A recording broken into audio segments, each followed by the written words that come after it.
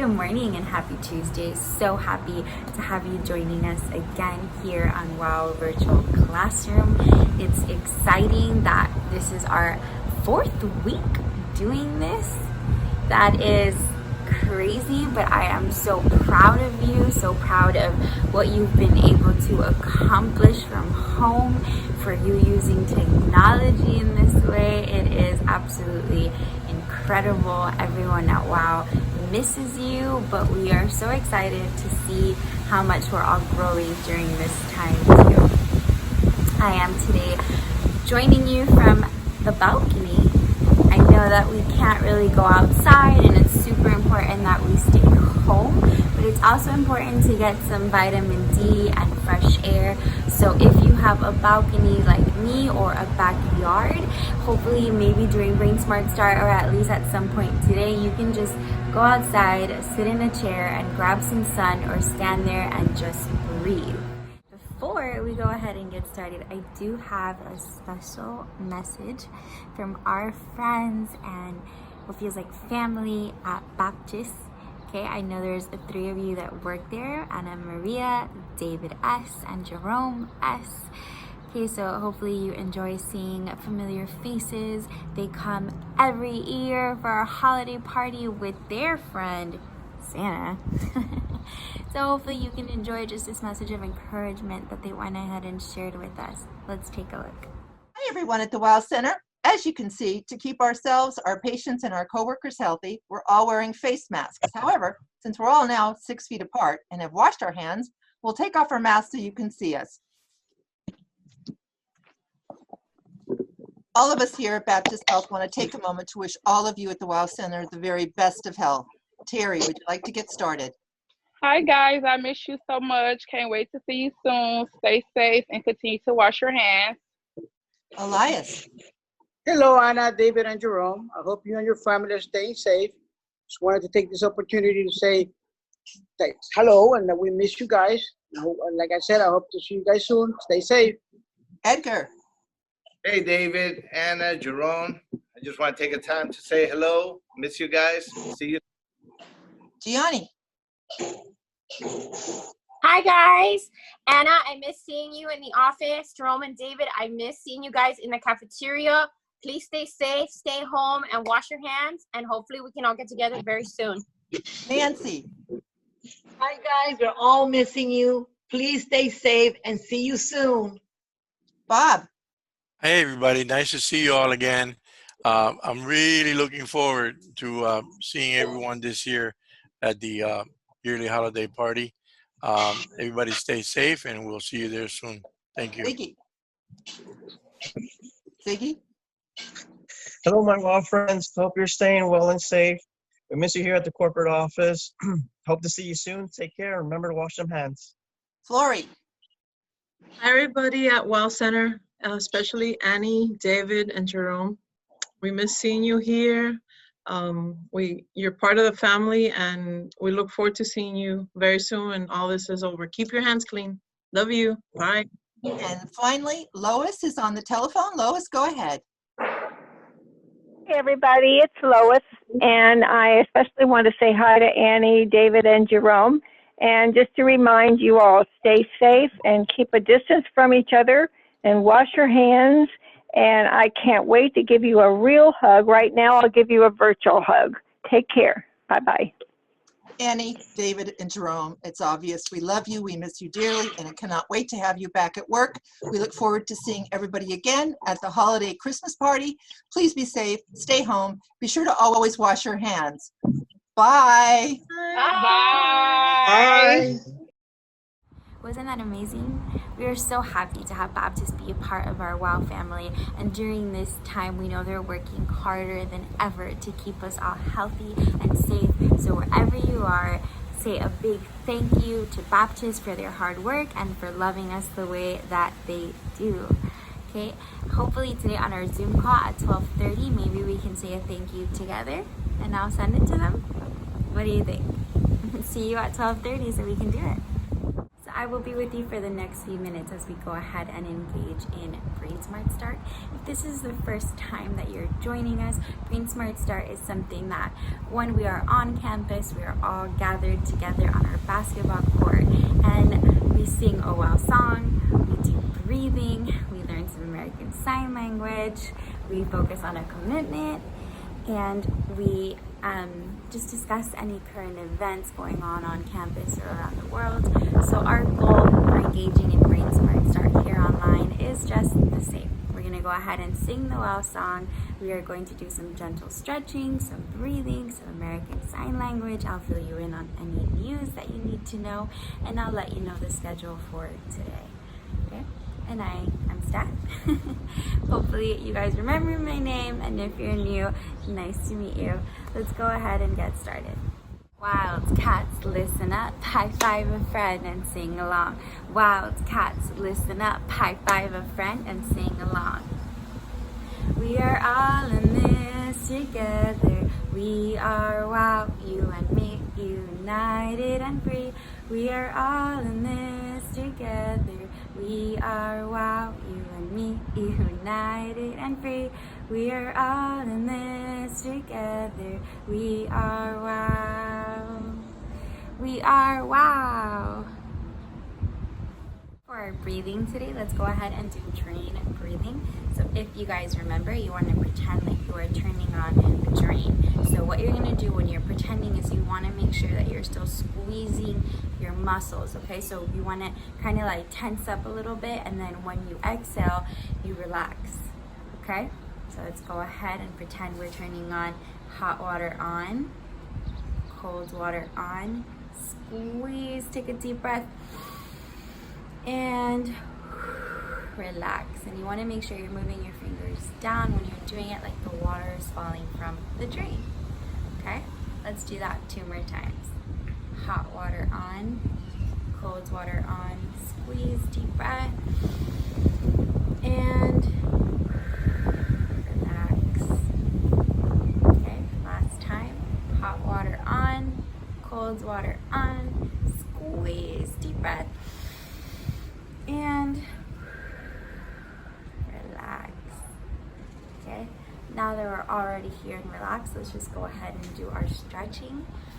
Okay, so let's lift our hands nice and tall, and you know that when my arms are stretched, I'm also moving around my fingers, just stretching them.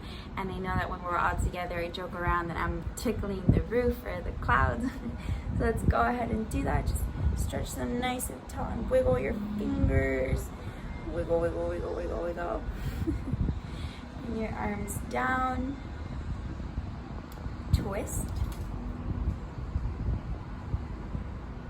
Hold this for 5 seconds. 1, 2, 3, 4, 5. Come back to the middle. Let's twist to the other side.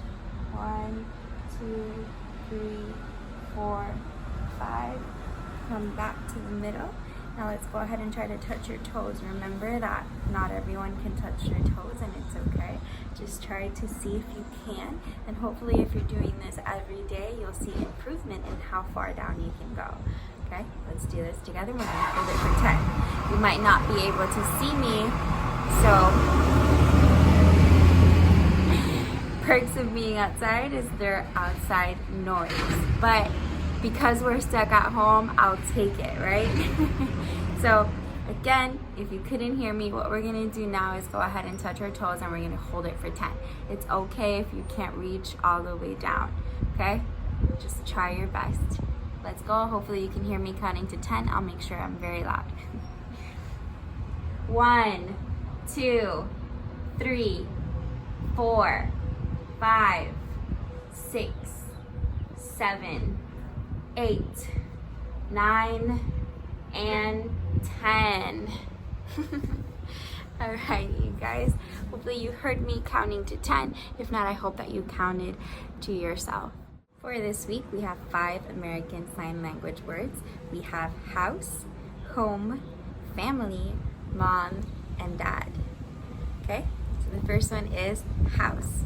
So house, like I was telling you yesterday, it's kind of like if you're drawing a house using your whole hand. So you want to start off doing the roof and then the body of the house. Roof and the body.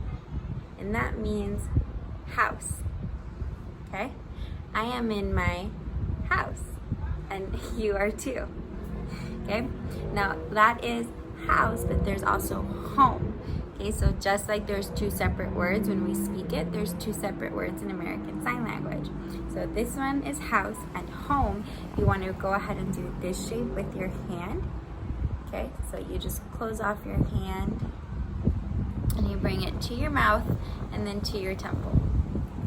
Home. Home. Home. Okay, and the reason why you bring it to your mouth and to your temple is because home is where you eat and where you sleep. Okay? Home. Home. Hopefully that one's easy. So far we have house and home. Home. Home. Okay, perfect. Now our third word is family. Okay, so family, you want to go ahead and do two F's. Okay, I know that some people use this to say that they're A-okay, but this is actually the letter F in American Sign Language. So when we do two F's together and we do an invisible circle, this is family. Family. I know sometimes it's helpful to see it from the side, so let me go ahead and show you. So this is what your hands look like from the side, and you do family. Family. Okay? Family. And then we have our two final words, which are mom and dad. Okay, so for these, you want to go ahead and open your palm, just like this, all the way. And then for mom, you want to bring your thumb to your chin. Mom. Mom. Mom. That one's easy, right? Just mom. And then when you do dad, it's the same, palm open, and you bring your thumb to your forehead. Dad. Dad. Dad. Okay? Mom, dad. Mom, dad. Okay? So we have house, home, family, mom, dad. Okay, those are our 5 words for this week. If you go ahead and hop on any of our Zoom calls, I'm thinking maybe I'll ask you a word a day. So make sure that for today's Zoom call, you know how to do house. So when I see you at 12:30, I'm going to ask you how you do house. Sounds good? Remember, house. There are no birthdays today. There are a few birthdays this week, and I can't wait to celebrate you when your day comes. But for now, if you know someone whose birthday it is today, wish them a happy birthday from all of your family out WOW. You can sing to them. Make sure you take a moment today to reach out and make them feel loved on their special day. This week, we have been wishing well first responders. So last week, we wished well all of the hospital staff, and some of those staff are also considered first responders. So this week, what we want to do is we want to focus on the firefighters, the police officers, the paramedics that are out there going into people's homes and in the streets, just keeping us safe during this time, okay? So I want you to put your hand on your heart and take a moment to focus on anyone that you know who's a police officer, or just think of the ones that work near WOW that are always so available and willing to help us. Okay, so close your eyes, think of a police officer. We wish you well. Okay, now we're gonna do it again for firefighters. So think of all the firefighters you know. I know we all know Mr. Gerard, Miss Barbara's husband. He is retired after so many years of incredible service, but we can still wish him well and wish everyone who works in the firehouse next to WOW well during this time. Okay, so close your eyes, think of them. We wish you well. Okay, Now all of the paramedics, which are the staff that goes out into the ambulances, into people's homes who need help, who need to be taken to a hospital. Okay, so let's wish them well. So again, close your eyes, think of them, we wish them well. Okay, now I'm gonna go ahead and play the We Wish You Well song, and you can go ahead and dance and think about all of your friends and all of your staff that you're missing, and anybody else that you just want to go ahead and take a moment to wish well. My heart to your heart, I wish you well.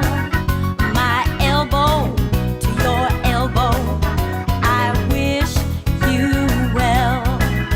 My back to your back, I wish you well. My eyes to your eyes, I wish you well. How can we help everyone we know? How can we help each other grow? Sometimes it's hard to know what to do. Wishing them well connects me and you. Wishing them well connects me and you. My heart to your heart, I wish you well. My elbow to your elbow, I wish you well. My back to your back, I wish you well. My eyes to your eyes, I wish you well. How can we help everyone we know? How can we help each other grow? Wishing them well connects me and you. You make a difference. Let's move and wish your neighbor well. My knee to your, I wish you well. My shoulder to your shoulder, I wish you well. My hip to your hip, I wish you well. My hand to your hand, I wish you well. I wish you well. I wish you well. Our commitment for this week is to use encouraging words. It is so important during these difficult times that we remain positive, that we remain focused on all of the amazing good things happening all around us. All of us are staying safe at home. Okay, so you have a home, you have people that love you, that are with you every day, that are sending you videos like me and all of your teachers. You have the technology to be able to see this. You have food, you have water. There's so many things to be grateful for. So for this week, I want to keep you committed and focused on the positive and all of the good things around you, and then the way that you're gonna make sure everyone knows about it too is by using encouraging words, by being a light wherever you are during this time. So if you're at home with mom or dad or in your group home, make sure that you're being helpful, that you're volunteering to wash the dishes, that you're telling them thank you when they give you something that you needed. Okay? It's time to fill the room with love. If you commit to using encouraging words with me this week, thumbs up. Okay guys, and for our current events, just a reminder that it is Autism Awareness Month this whole entire month, and because of that, we are wearing blue tomorrow at our Zoom call. Okay, so for today's Zoom call, you are going to hop on and show me how to do house. And then for tomorrow, I want to see you wearing blue. What color are you wearing tomorrow? Hopefully you said blue. Alrighty guys, it's almost time for me to let you go and carry on with the rest of your classes for today. But before I do that, I wanted to meditate with you together. And what meditation means is just a moment to close your eyes, focus on your breathing, and not think of anything. I know that that's really, really hard to not think of anything, but during that time, it's just a moment for you to relax. And if you do have to think about things, think on the positive things going on around you, and just do not focus on anything negative. I want you to just take some time to really focus on your breathing and lift your energy in a way that starts with your brain. Okay? So just relax, focus on the good. I'm gonna actually play a video from our friends at Vizcaya. So Vizcaya is a museum and gardens of this big, huge, beautiful house in Coral Gables. And what they do there is they do tours of the property. They have an amazing view of the bay.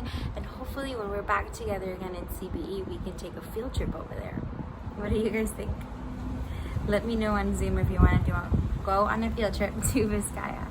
In the meantime, let's go ahead and enjoy these beautiful views from their gardens. Maybe we can even pretend we're there and just take a moment to focus on breathing and get ready for the rest of your day.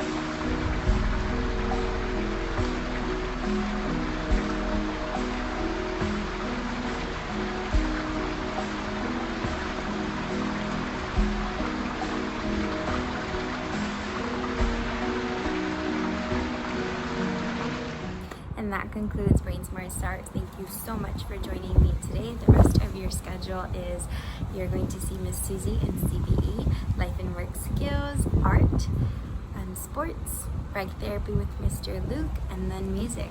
Sounds like an incredible day. See you guys at 12:30.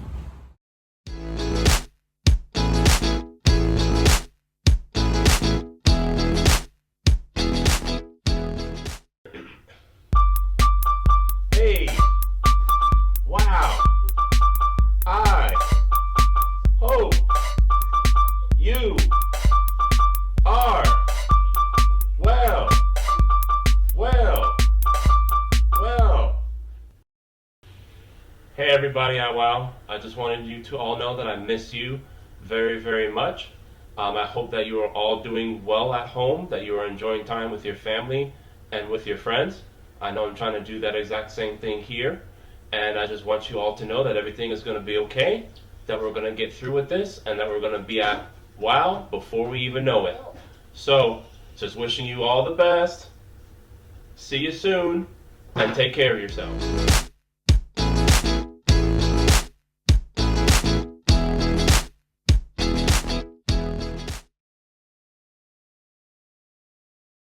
All right, guys, welcome back to another Wild Virtual Sports and Fitness. I'm your instructor, Coach Mo. I'm glad you guys can join me here again today. All right, so today we're going to be doing some light exercises. Also, today we're going to mainly focus on cardio, getting our heart rate up and just getting overall healthier, okay? So I hope you guys are ready. Stay buckled up and let's get started. Alright guys, welcome back. Let's go ahead and get started. Alright, so today we're going to go ahead and like I said, we're going to focus on that cardio. Alright, we're going to start with just walking it out. Alright, in space, in your same place, I'm sorry. Alright, so here we go. Let's walk it out.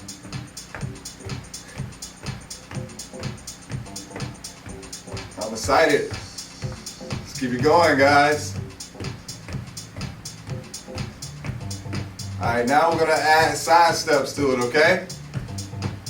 Alright, when I say go, we're going to go to the side and we're going to take steps to the side. Ready? Alright, here we go.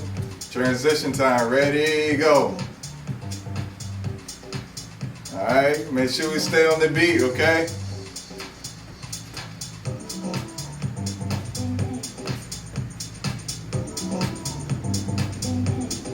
Go guys, side steps. Let's keep it going.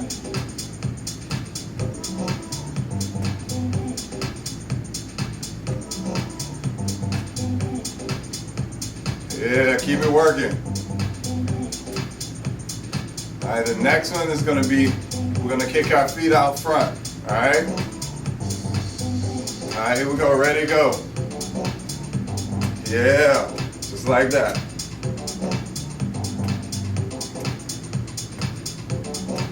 Keep it going, guys. And when you're making that kick, you're gonna point with the opposite hand, all right? So I lift up my left, I'm gonna be pointing with my right.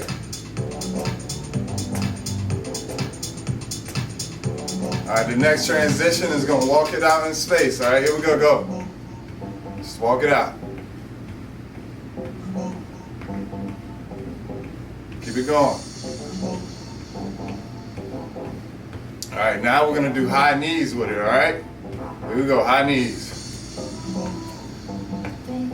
Hey.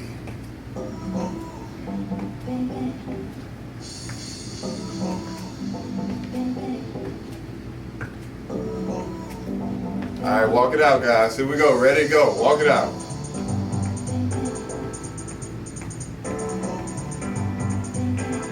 Keep it going, keep those arms pumping, legs moving. You're gonna work hard. Here we go. Now we're gonna do, like, we're gonna walk up, 1, 2, 3, and back. All right.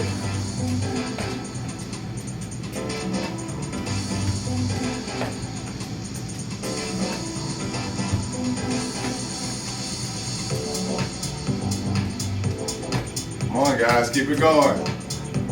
You gotta keep it going.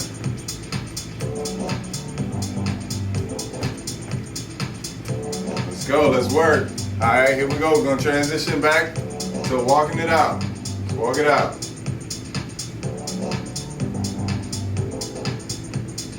All right, the next one we're gonna do is gonna side step. We're gonna raise our arms, okay? Here we go, you ready? Go. Just like this. Keep it going. Woo. I know you guys should be feeling the burn soon. Keep it going. Woo.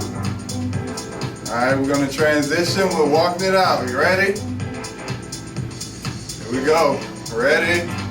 Transition now. Hey. Let's walk it out. All right, the next one we're gonna do is the same thing we just did, but we're just gonna do it without our hands, okay? Side steps, ready, go.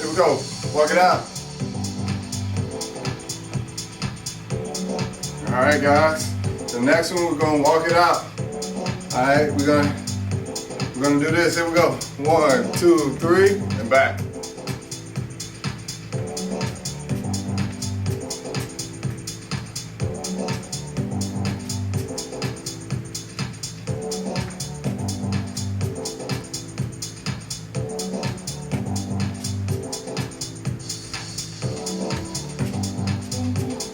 Keep it going, guys. You should be moving consistently and working. Let's go. It should be fun for us. We like to work. All right, here we go. Walk it out. Walk it like you talking. Walk it like you talking. All right, so keep it going. And now we're gonna get butt kicks again, all right? Y'all ready? Here we go, butt kicks. Here we go, go. Kick that butt. Hey, hey, oh, hey, oh, hey, oh, hey, oh, hey, oh.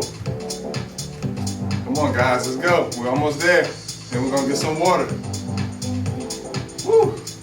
Woo! It's burning. Let's go.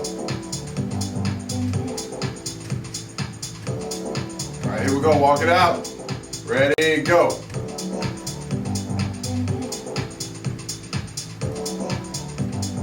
Yeah.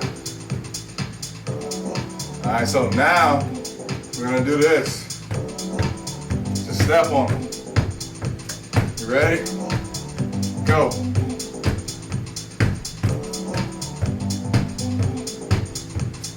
Gotta step those feet. Keep that heart pumping. Let's go. Lift those arms. Opposite.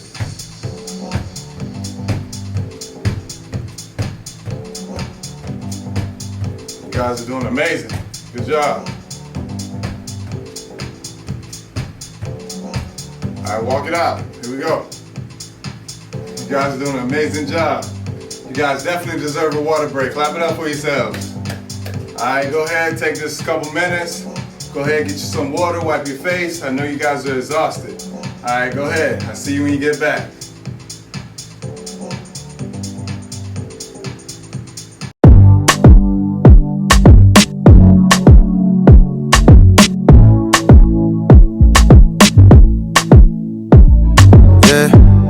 You've been so close, despite my distance, oh yeah. And you're always good, you're always present. When my faith is fading, your love will still embrace me. I know that I can make it. When my faith is fading, your love will still embrace me. I know that I can make it. You're with me when I walk through fire, even when I face the giants. In the darkness with the lights, tell the devil that he's a lie. And even when I'm in the waiting, in all of my broken places, you'll be faithful, I am faithless. And I will not be afraid, no, I'll be okay.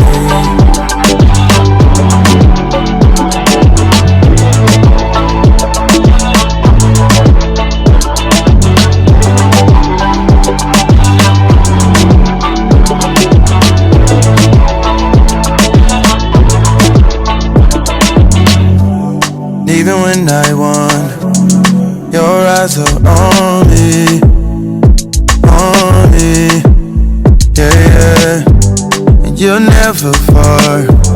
I wanna feel your heartbeat. When my faith is fading, your love will still embrace me. I know that I can make it. When my faith is fading, your love will still embrace me. I know that I can make it. You're with me when I walk through fire. Alright guys, welcome back. Let's get right back into it, guys. Come on, ones and twos. Let's go. Alright, now we're gonna take that arm, we're gonna bring it here, and We're gonna twist with it. Here we go. On the beat. Let's go. 2 steps. Bring those arms around and work.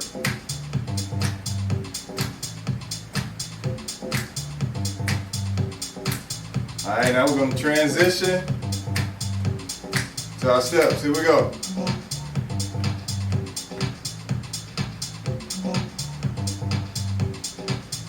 All right, the next one we're going to do, guys. All right, we're going to bring our knees up and we're going to come here. Ready? Go.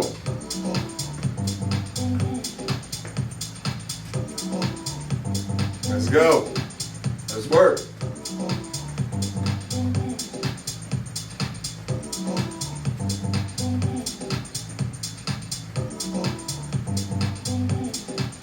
Yeah, I know y'all liking this. All right, next thing we're gonna do is we're gonna double up on it. All right, we're gonna double up on it. Here we go. 2, like this. Hey, hey, hey, hey, hey, hey, hey, hey, hey, hey, hey, hey. Come on, guys, this is work.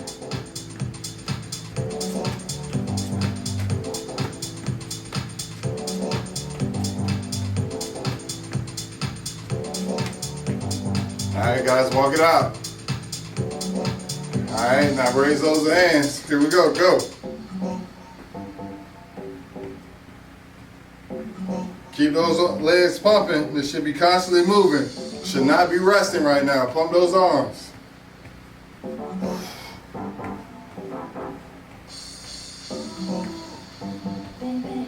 Let's go.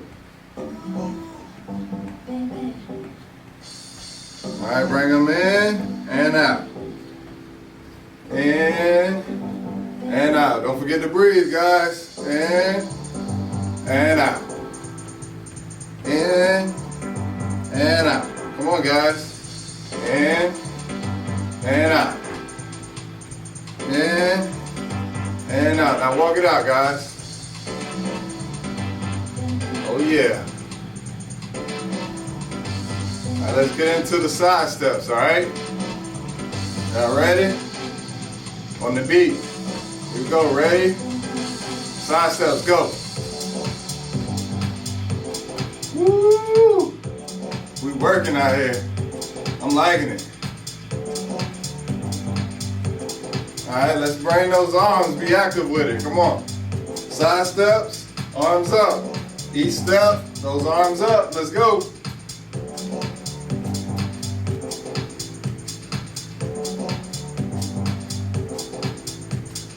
Let's go. Get those arms and legs moving.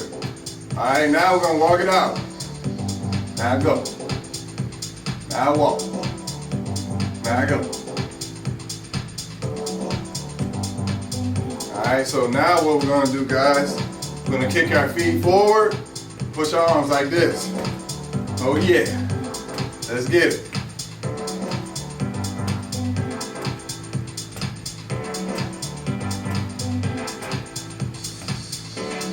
Keep it going. 8, 8, 8, 8, 8, 8. Let's go.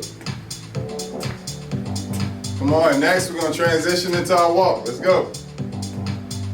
All right, walk it out. All right, now we're gonna go into our side steps, all right? Y'all ready? Here we go.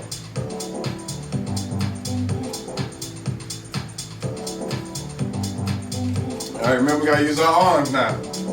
Let's go.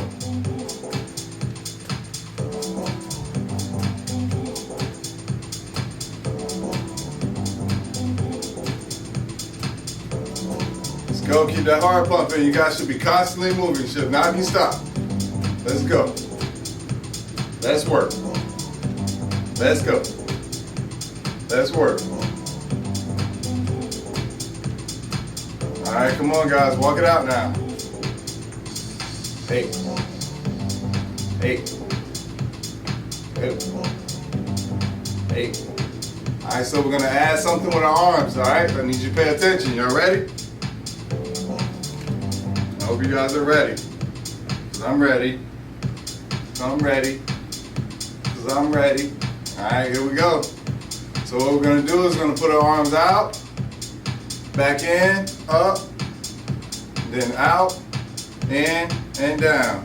In, out, in, up, in, out, in, and down. So out, up, out, down. Out, up, out, and down. Let's go. You ready? You guys ready? Let's go. Up, out, down. I messed it up. Out, up, out, and down. Out, up, out, and down. Out, up, out, and down. Out, up, out, and down. Come on, move them legs. Up, and out, and down.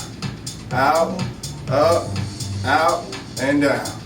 Out, up, out, and down. Out, up, out, and down.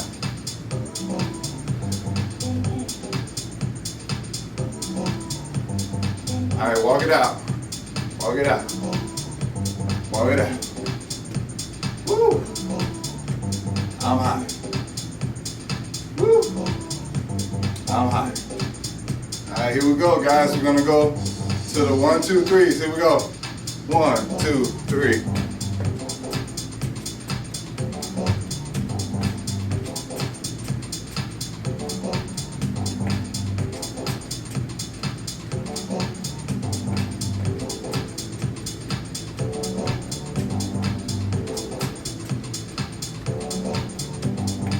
Let's go, guys.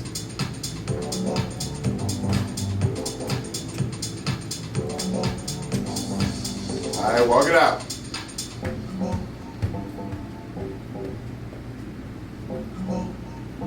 All right, guys, next we're gonna go side steps too. All right? Here we go.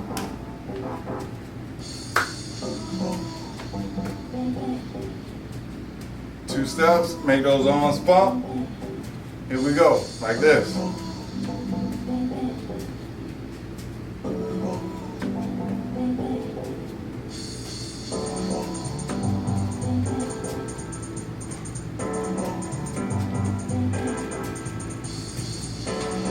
All right, we're gonna transition into the walk. Here we go.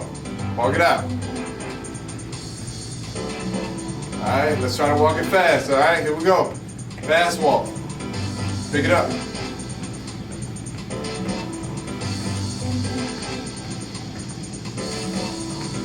All right, regular walk. Here we go.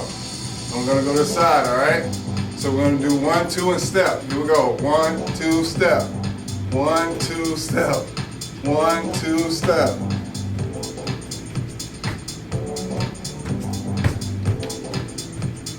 One, two, step. 1, 2, step. 1, 2, step. 1, 2, step. 1, 2, step.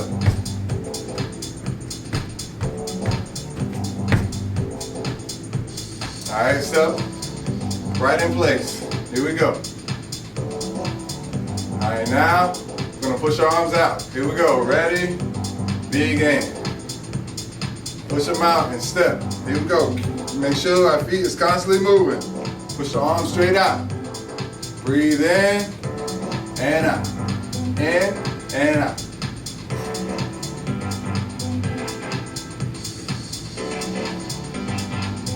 All right, here we go. Walk it out now. Woo! Walk it out. Walk it out now, y'all. Walk it out.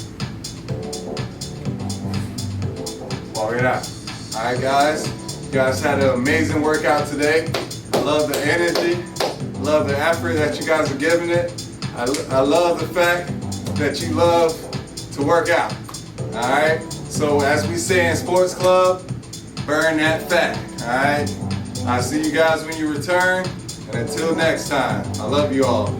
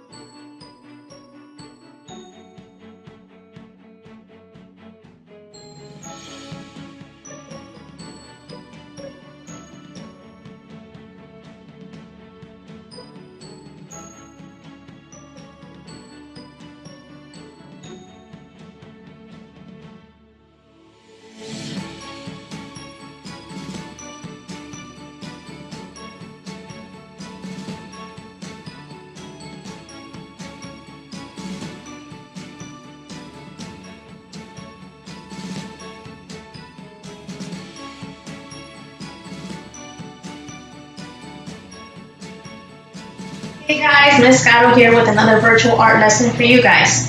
Okay, so happy Tuesday. Today we're going to continue on with our spring theme. Remember, every Tuesday we're going to start doing our step-by-step drawing. Last week you guys were able to do a step-by-step Easter bunny and Easter eggs. This week we're going to do our spring tulips. Okay, so we're going to do the same process. I'm going to go ahead and demonstrate for you guys and give you a minute in between each step so that you can try and do it on your own. Okay, but before we get started, let's go into our stretches and then we'll go ahead and get into our activity. Okay, so stretch to your left, stretch to your right, stretch up, down, up, down, one more big one up, and down. Give yourself a big hug, squeeze, take a deep breath in, and relax. Way to go, guys. All right, so we're gonna go ahead and start with our activity. Before we get started, make sure you have a blank sheet of paper and a pencil. Okay, I'm going to be using a Sharpie just for the purpose of this demonstration so you guys are able to see it better. Okay, so we're going to start off with step number 1 of our tulip. We're going to start off with the stem. So I'm going to go ahead and draw it on here and demonstrate for you guys, and then you guys will go ahead and try it out on your own. Okay?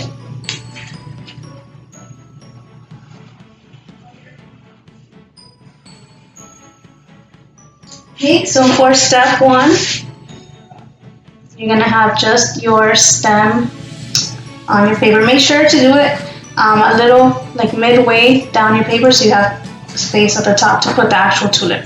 Okay, so I'm going to give you 1 minute to go ahead and attempt this on your own, and then we'll jump right back into it.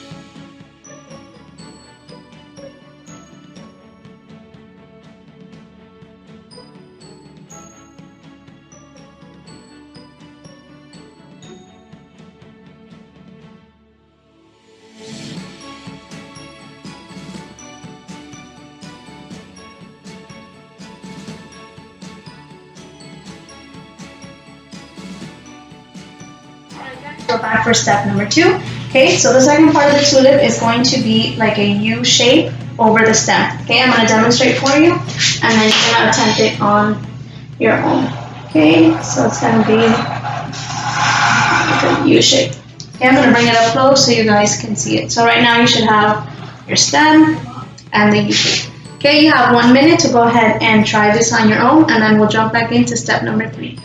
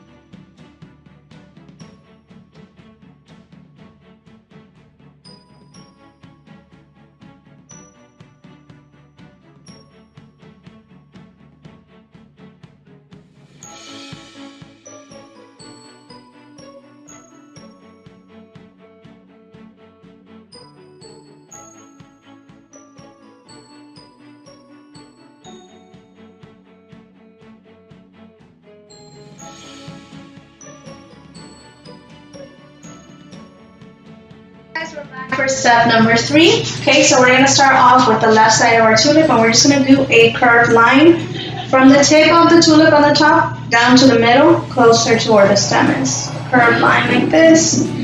Alright, let me bring it up close so you can see it. Go ahead and try it on your paper. I'm going to give you 1 minute and then we'll come right back.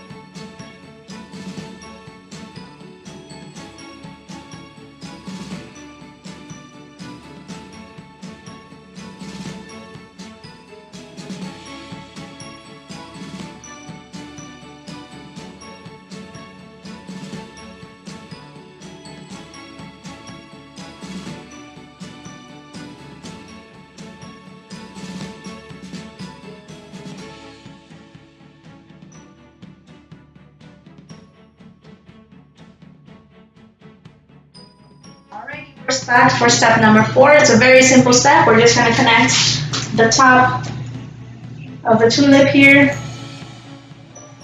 through the middle of this one. Okay, so don't bring it all the way down. You're going to bring it about midway to this one. I'm going to bring it up close so you guys can see it. So you should have right now your stem, one side, and another petal on this side. Okay, I'm going to give you a minute. You're going to go ahead and try it on your own, and then we'll come back for step number 5.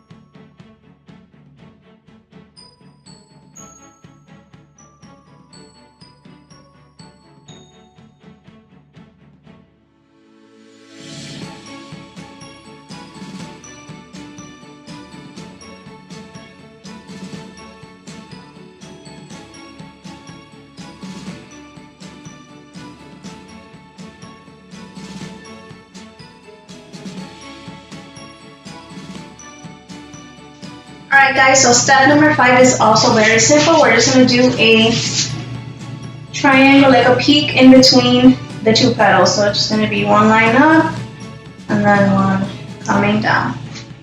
Alright, so right now you should have your stem, your 2 petals, and then a peak in the middle. Okay, go ahead and try it on your own and then we'll come back for our next step.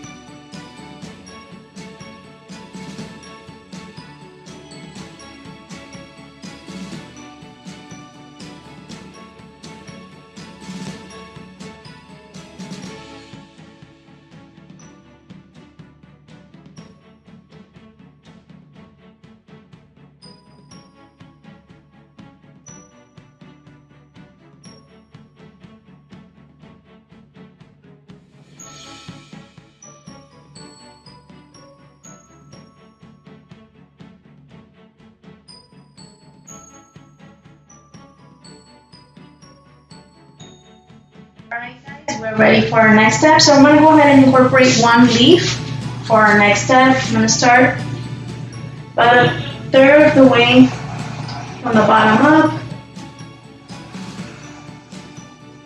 Alright, so right now you should have your stem, your tulip, and one leaf. Okay, so go ahead and try it on your own. I'm going to give you a minute and then we'll come back.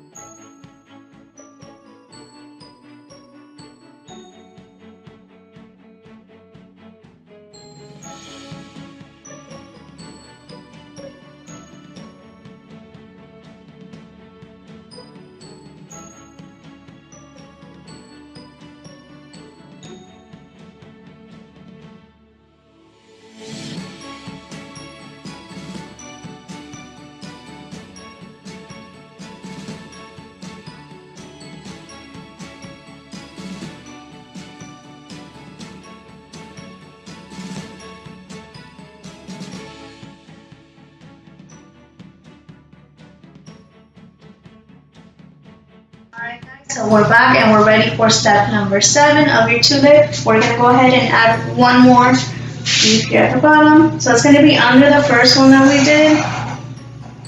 Curve it a little bit and bring it all the way down. So you're going to have 2. Okay? So you have your stem, your petals, your peak, and your 2 leaves. Alright, go ahead and try it on your own. I'm going to give you about a minute and then we'll come back for your next step.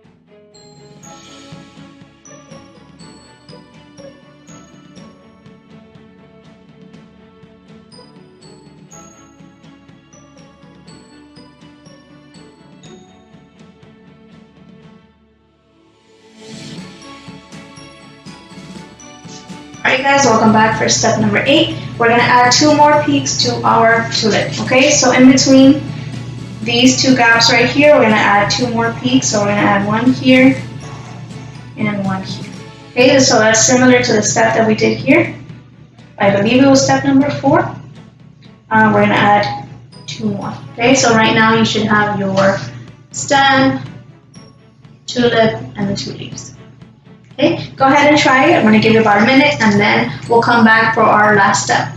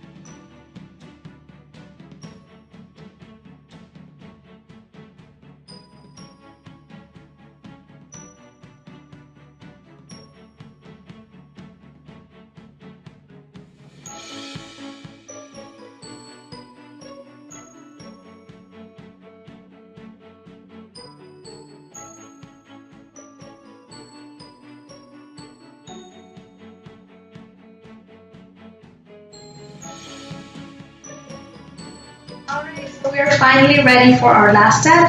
Our last step is just going to be adding some details. So you can add maybe a line here, a leaf, another one down here, and then some on your tulip, just like that. Okay, remember you don't have to stick to one. Once you get comfortable and in the rhythm of drawing your own tulips, you can add another one. I'm going to draw another one really quick here on the side. And you can actually make like a bouquet of them if you're comfortable doing that. Okay, remember they don't have to be perfect. Okay, remember you have your U shape, come to the side, and the other one about midway, peak here, another peak, one here, and then you can start adding your details. Alright guys, so here are your tulips. Mine. I'm gonna go ahead and add some color later, maybe a background for tulips. So these remind me of spring and I love them. They're one of my favorite flowers.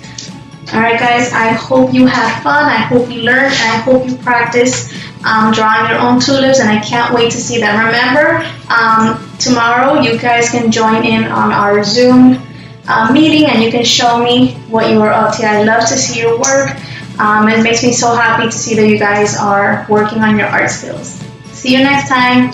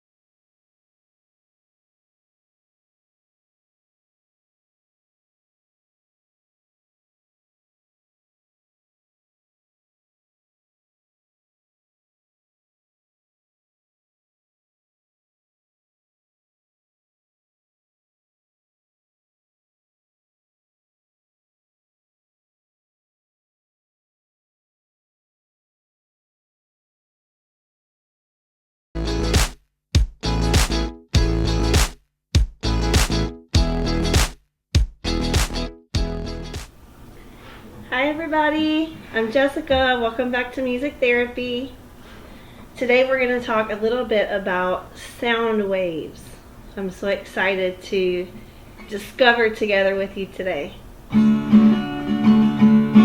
Hello, hello, it's time to say hello. Welcome to music, it's time to say hello. Hello, hello, it's time to say hello. Welcome to music, it's time to say hello. Let's wave. Hello, hello, it's time to wave hello. Welcome to music, it's time to wave hello. Hello, hello, it's time to sing hello. Welcome to music, it's time to sing hello. Welcome back, guys. So I know yesterday Carlos talked a little bit about sound waves and vibration and what that means. So I wanted to kind of follow up with what he talked about with some cool experiments and some more instruments that you can make at your house right now. So let's first talk about my guitar though. What do you hear?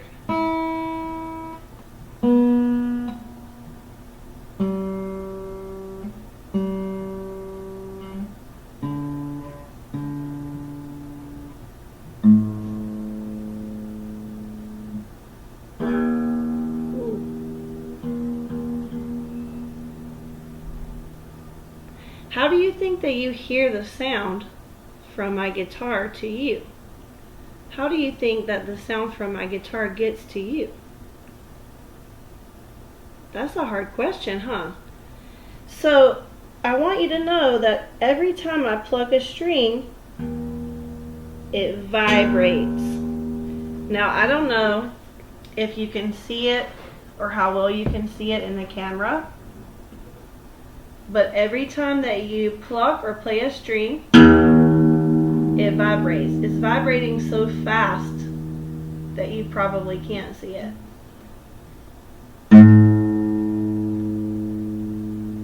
Now the way that the string sounds is how tight or loose that I make it right here.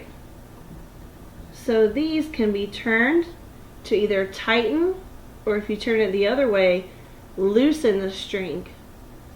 And that is how high or low that the string is going to sound. So there's different sounds. There's actually 5.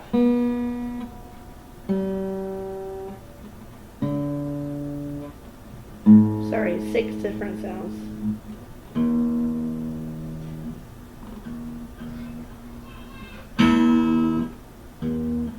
It's very easy for a guitar to get out of tune. If it feels cold or if it feels hot, it will get out of tune and you have to keep retuning these to make them sound different. Now, the other thing that makes this sound, you see the hole in the guitar? It's kind of like an echo. Echo! Can you hear that? Woo! It echoes back. Alright, so this little hole, okay, this little hole, and then inside here is like an open space, so it's like a box. You hear that? It's hollow. That means there's nothing in there. So this guitar can be used as a percussion tool, and you can pluck the strings, or you can strum the strings. Pluck or strum. Alright? So those are all the different ways you can make sound, all by different vibrations. So I want to do a really cool experiment. Actually, you probably wondered why the table, I'm showing you all this table right here. It's because I'm going to show you what I've been up to. So you're going to need some glasses. This is breakable. So please, guys, whatever you use in your house, always ask for permission or ask for help. Maybe a family member can do it with you. So you can see here that I have filled up this to the brim. And the next one I filled a little bit less. And I put just some food coloring in here so you guys can see the water better. This one a little bit less. See? Full, little less full, little less full. A little less full. A little bit less. And teeny bit. Alright, so what I discovered is that the higher the water is in the glass, the less you have room for the sound and the vibrations to move around. So you're gonna get, oh, and by the way, I used these, which are little stirring sticks. I'm gonna use them as drumsticks right now.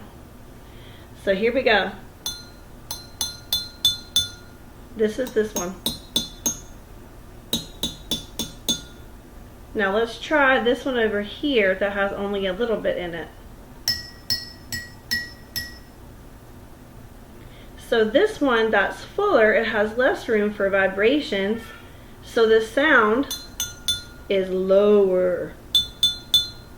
And this has a lot of room for vibration, so the sound is higher.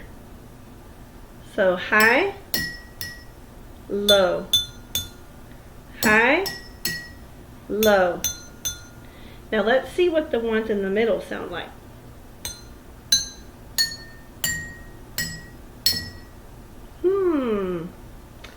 What I also noticed is that these change, but when we get to here, not too much different. These two, but this one sounds kind of the same. These two, almost the same.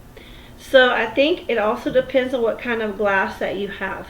So you guys can do experiments in your house. If you have much larger glasses or big vases, that will sound really cool. So we're gonna just take a short break, and I want you to watch this video about sound waves. All right, and then we'll come back and we'll do a little bit more together. Sound is basically vibrations, and we can represent sound using special diagrams that are kind of shaped like a mountain and a valley. And because these diagrams are shaped a little bit like mountains and valleys, we describe them as waves. Waves.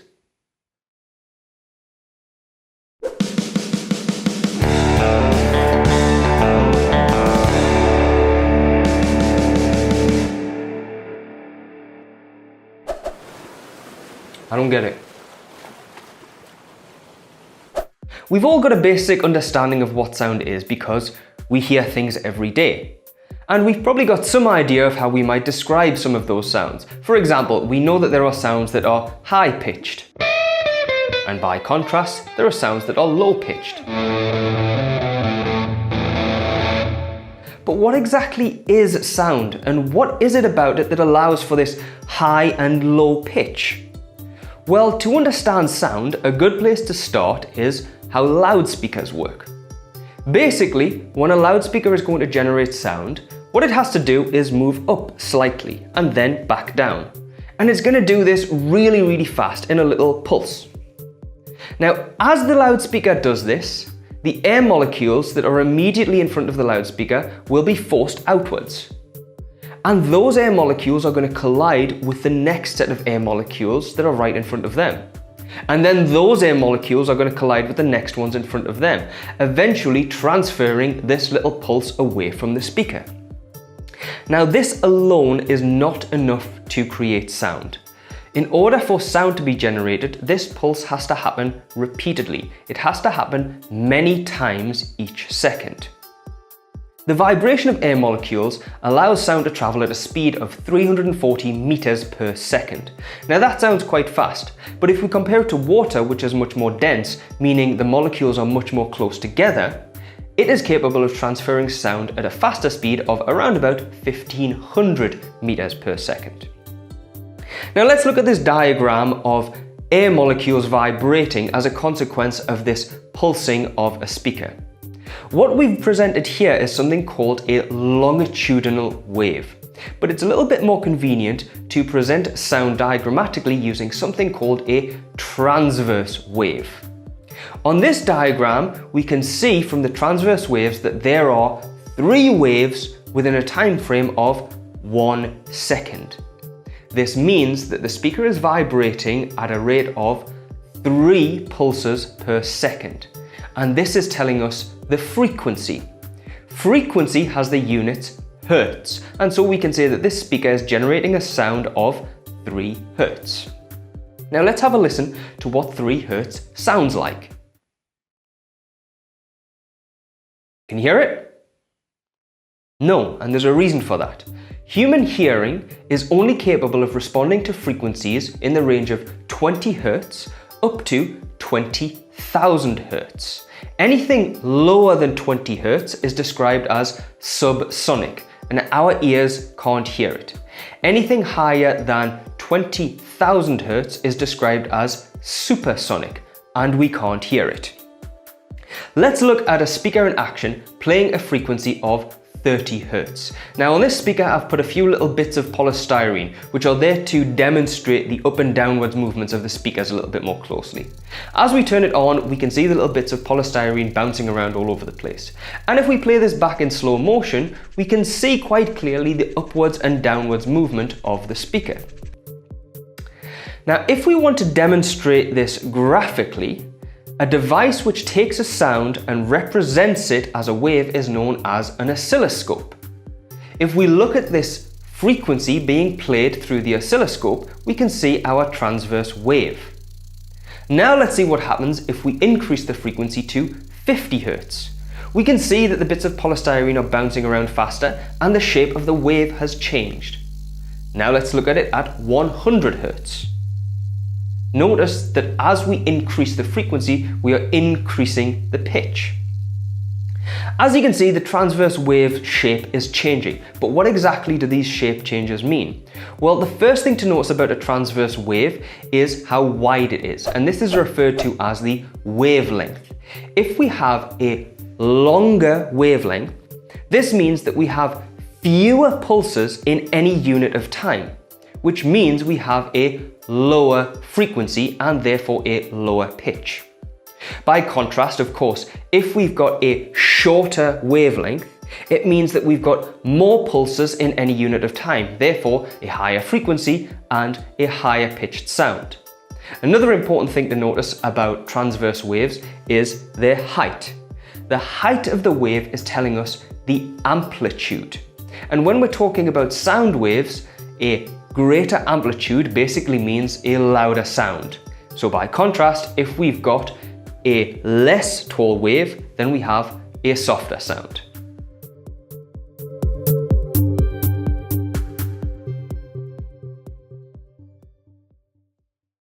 So did you enjoy that? That was a really, really cool way to explain and show you some things there that I might not can show you or explain from here. So that's why I wanted you to see that.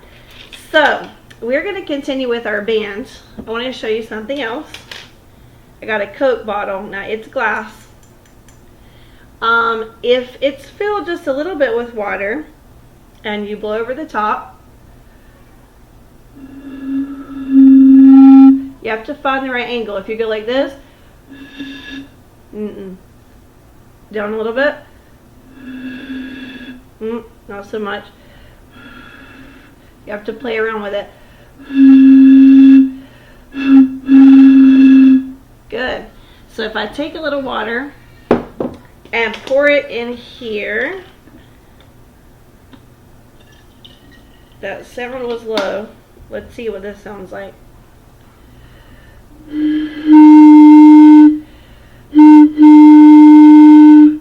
It gets higher. So the more that I fill the bottle, the higher that it gets.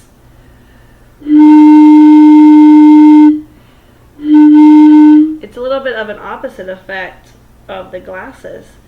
So this is just a really cool thing to play around with, and it's a great science experiment, and it's also instruments.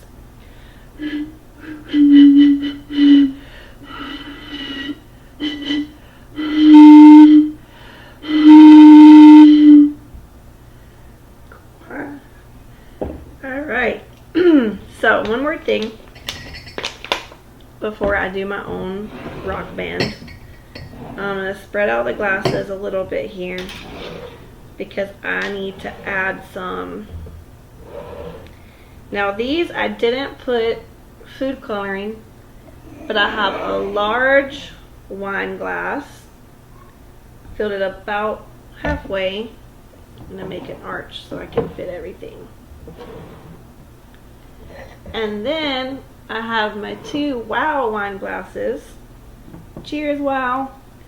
And one has barely anything in there, and the other one's a little more than half full. Kind of like this one, but they're different sizes. Now let's try the wine glasses. That's the big and halfway full one.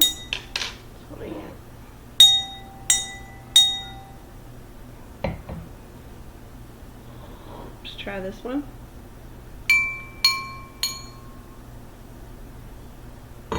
This one sounds lower. This one sounds higher. Low, high, low, high. Now what about this one that barely has anything in there? A little bit higher. So what if I play them all together? Ooh, that sounds creepy. It's like that minor music.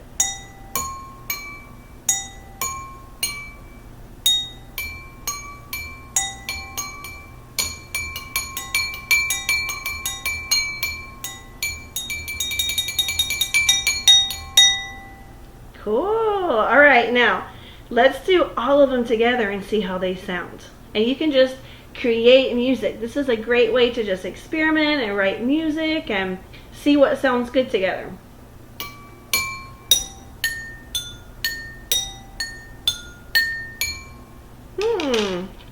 Let's change the order around from high to low. Try again. And these ones that sound the same.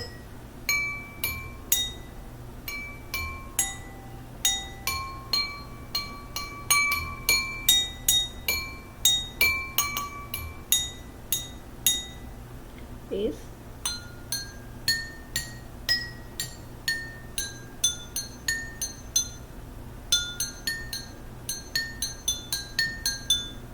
And you can also put your stick or your spoon, if you don't have a swivel stick or something plastic like this, you could use a chopstick or you could use a spoon. You hear that? In music, that's called a tremolo, when you go fast between 2 notes. That sounds really cool. It sounds even better when the notes are very different. Ooh. You like that? So you guys can literally play anything.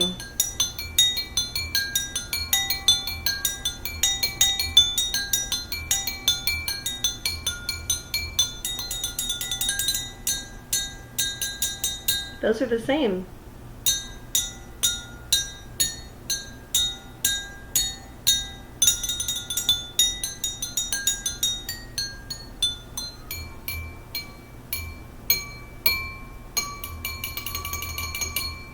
I'm having too much fun with this. Alright guys, so you are going to create your own band. You're going to do your own thing at home with your family. And before you do, oh my gosh, I almost forgot to show you this one. Okay, sorry for all these glasses in the screen. This is like the coolest ever. And I know I've used the word cool like 50 times, but it really is. Alright, so this one, I didn't think I would actually be able to do it. You put your finger in the water, And you just start kind of like wetting the rim.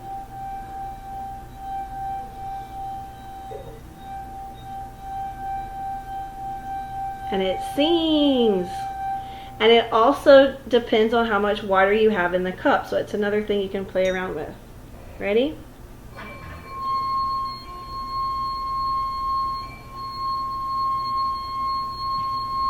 Woo, high.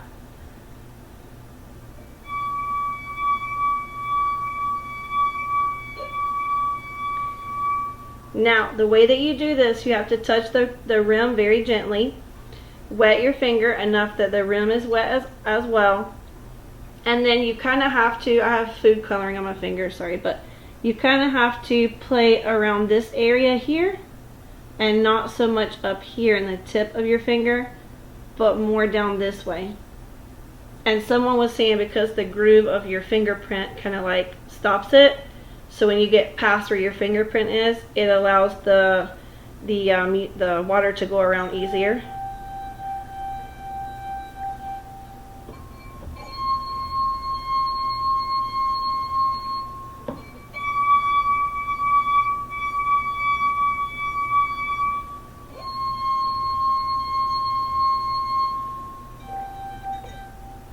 See, if you do it really hard, it'll scrape. Nice and gentle. Yeah, I kind of have to go around a few times to get it going. And make sure you hold on to the rim down here to the base of the cup so it doesn't, or sorry, the wine glass so it doesn't fall over.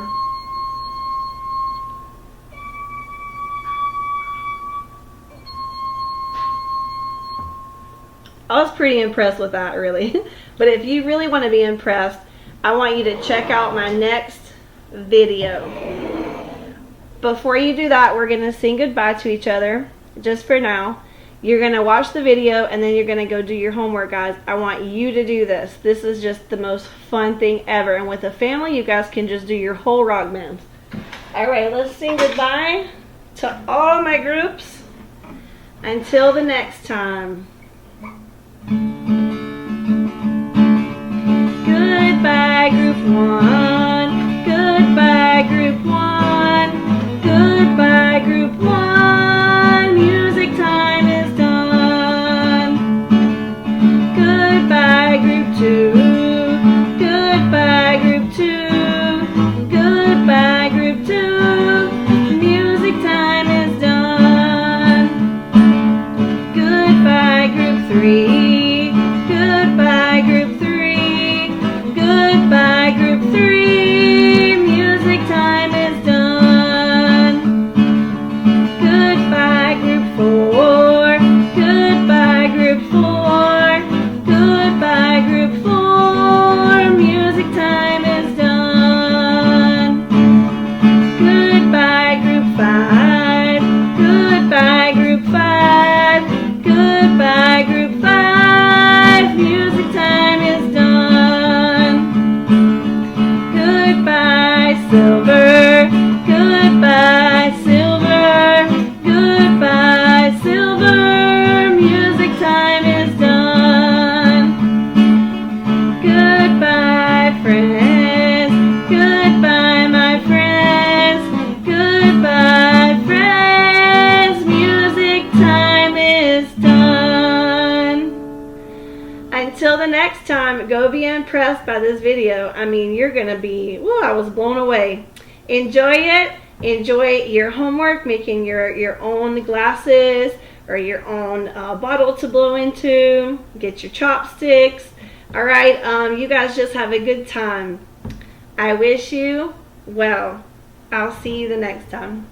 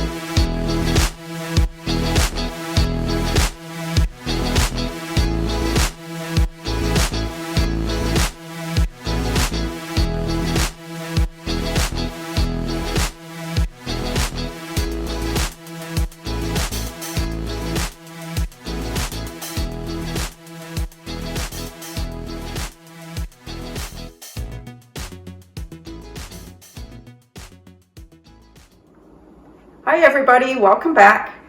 We're going to go over some self-care. We've started a lot of different things about self-care. We've talked about things that we can do to look after ourselves.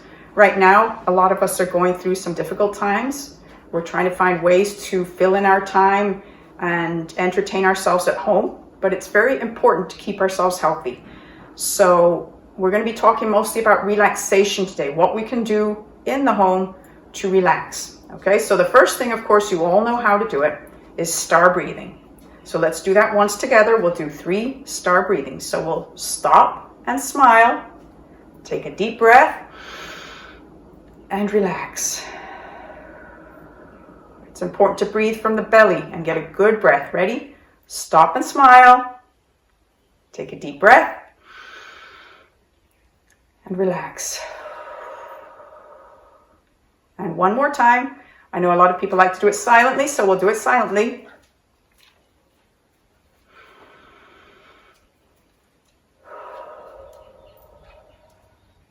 Excellent. So now we're ready to get started. I've set up various things around the house, and we'll do a little tour around, and I'll show you all sorts of different things we can do to keep ourselves entertained and relaxed. Okay, Barbara, it looks like you're playing some games. Do you want to tell me about what it is that you're doing? Yes, I've set out some of my favorite games, and these are easy to play at home. Most of us will have some of these things. First of all, a deck of cards, and you can play by yourself. I've set up solitaire here. It's a great one to play. You can just play along, you take your aces off, you do your things. So easy to play by yourself. Okay, so that's one, and most of us have a deck of cards at home. The next one is Scrabble. Scrabble, you have to think of different words. So we've got a few words here. We've got the wow center, amazing, and I have letters here. I can add, I just put in the word smile. Okay, and another one, of course, is checkers. A lot of you have checkerboards at home. So if not, you could probably make that something like this out of a piece of paper and some bottle caps or something. This one's good. Play these two you both have to play with friends. But those are some of my favorites to play at home. And why do you find these games relaxing? Well, they take my mind off a lot of the stuff that's going on out there. I don't have to sit and watch the news all day. I can do something more interesting.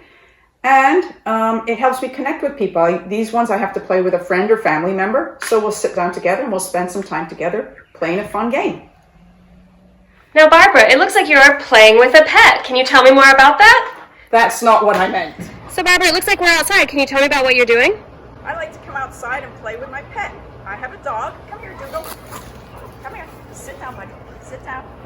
You're going to give everybody a paw? Say, give a paw. There we go. Good boy. Ready? Fetch. Bring it back. Come on. Come here, Dougal. Dougal, come. I got a treat. Come here, Dougal. Sit. Good boy. So, Barbara, why do you find this relaxing? Because I'm not sure he did what he was supposed to. He's still training, but it's fun to get outside, get some fresh air, and to run around a little bit with a dog. So if you have a dog, it's a great idea to get out and play with them. Okay, Barbara, can you tell me a little bit about what you're doing now? So now I'm working on a couple of jigsaw puzzles. I know a lot of you like to do puzzles. Some of them have the larger pieces and are quicker to do.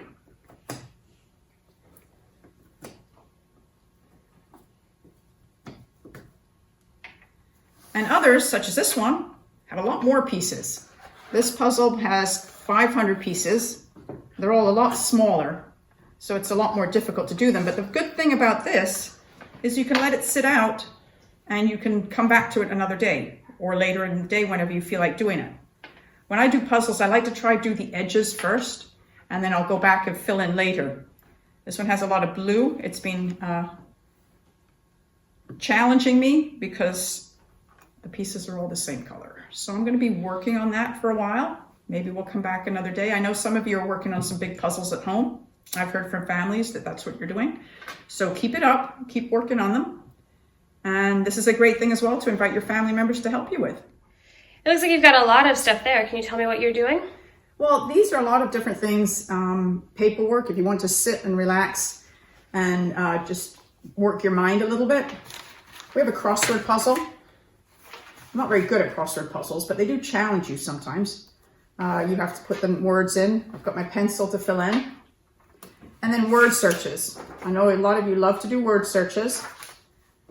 You can either do them by circling the words, or you could highlight the words, whichever way you like. But I also like to scratch out as I do them. So I just found yourself and I found powerful. So I'm going to add a link to this particular word search at the end of my class today. So if you want to try to do that one at home, it'll be there for you.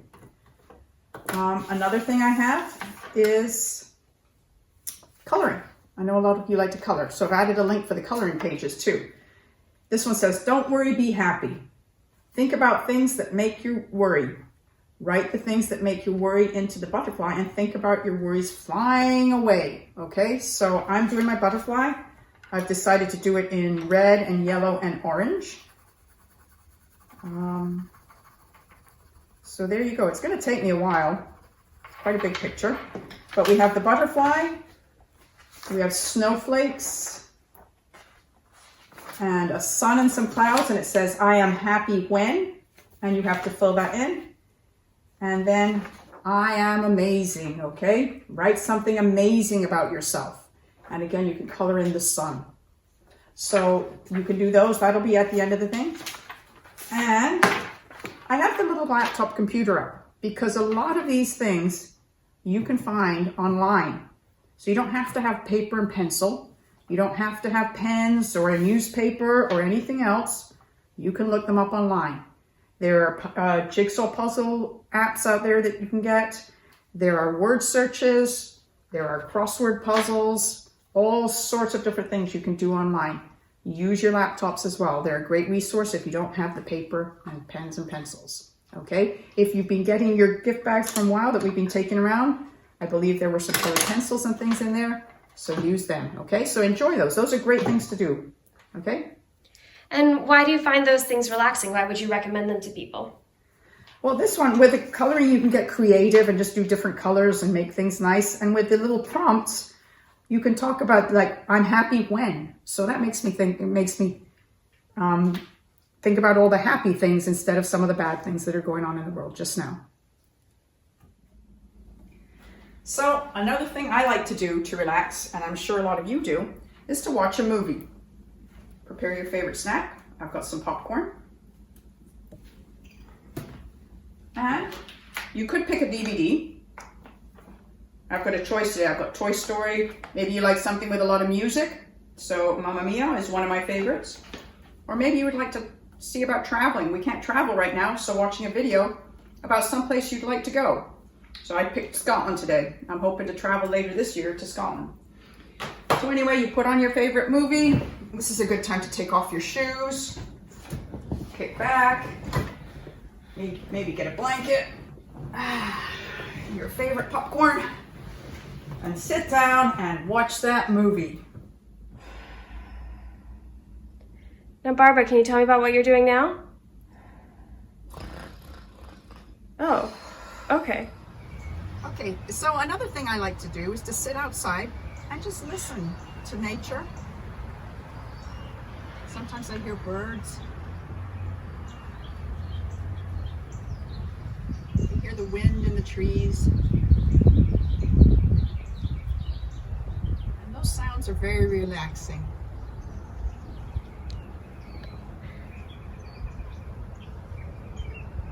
Sometimes I see neighbors outside and wave to the neighbors. Hi. Or I can sit down with a good book. Sit outside and enjoy the nice weather and read a good book. One of my favorite things to do every morning is to get a cup of coffee and read my newspaper. The only thing about that is these days a lot of it's bad news, but it's important to keep up on what's going on in the world anyway. And then we do get the comics, which are funny. So I love sitting outside, and the weather these days is perfect for it.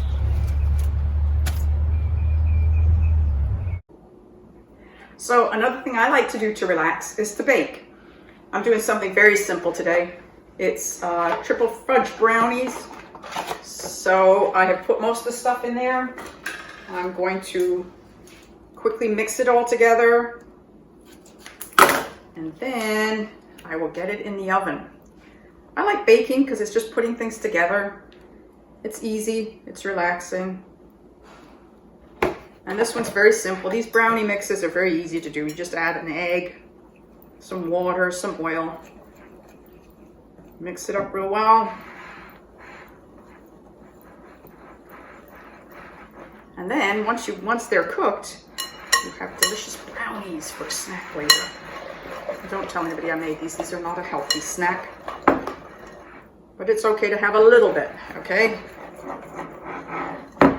So there we are. This one looks like it's got chocolate chips inside it.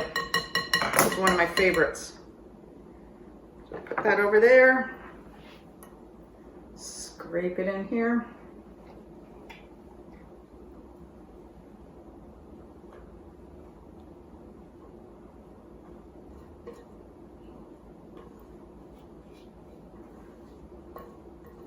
And there it is. We can put this in the oven. And in not too long, I'll have some delicious brownies to eat. And that's very relaxing, just mixing those up.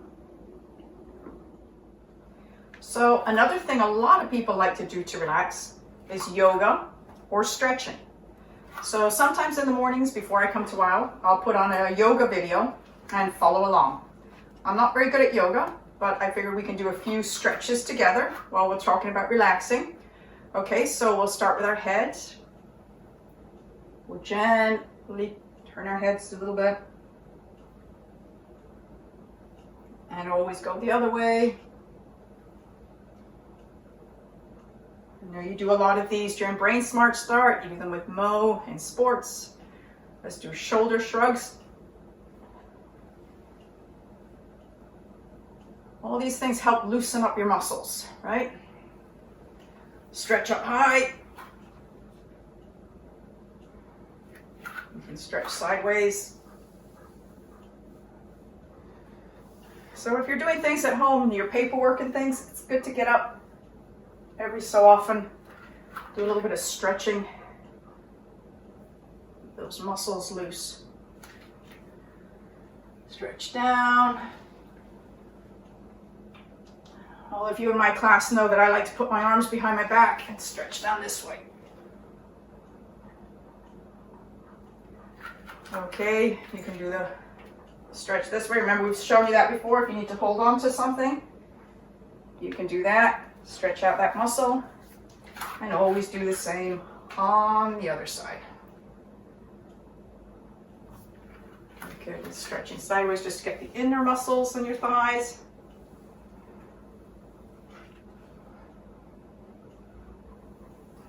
Okay, how are you starting to feel? Are we starting to feel good? Loosened up? And there you go. I feel a lot more relaxed already. So, another thing we can do to relax is to play a musical instrument. I know Jessica likes to play her guitar and her piano. I know some of you like to play guitar, and I know somebody plays the violin, drums. A lot of you have different instruments you enjoy playing. And last week, I think you made shakers with Jessica. So those are all things that you can play along with music and relax to. My choice is the bagpipes, and I learn by playing the chanter, which is a quieter instrument.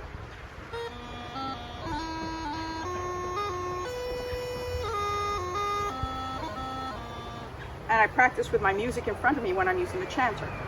But then, once I've got the music set up and I know what I'm doing, I go ahead and play the bagpipes. So it's a fairly difficult instrument to play, but at the same time, I find it somewhat relaxing. So if you play a loud instrument, such as drums or things, you may want to keep them inside. I'm playing outside today, but generally I practice inside. You don't want to disturb your neighbors. So if you made shakers with Jessica last week, go ahead and get them. I'm going to play one tune for you, and you guys can shake along, okay?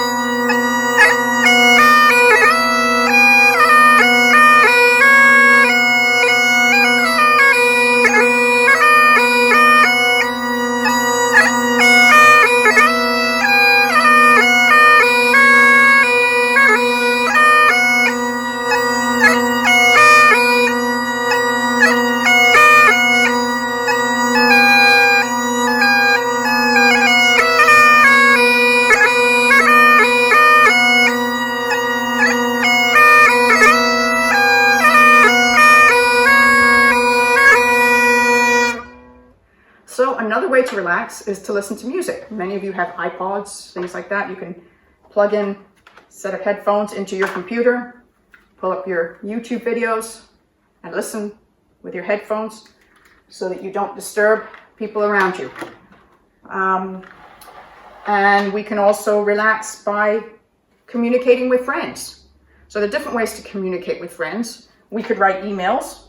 So I have my email up here. I can write a little note to somebody and send it an email.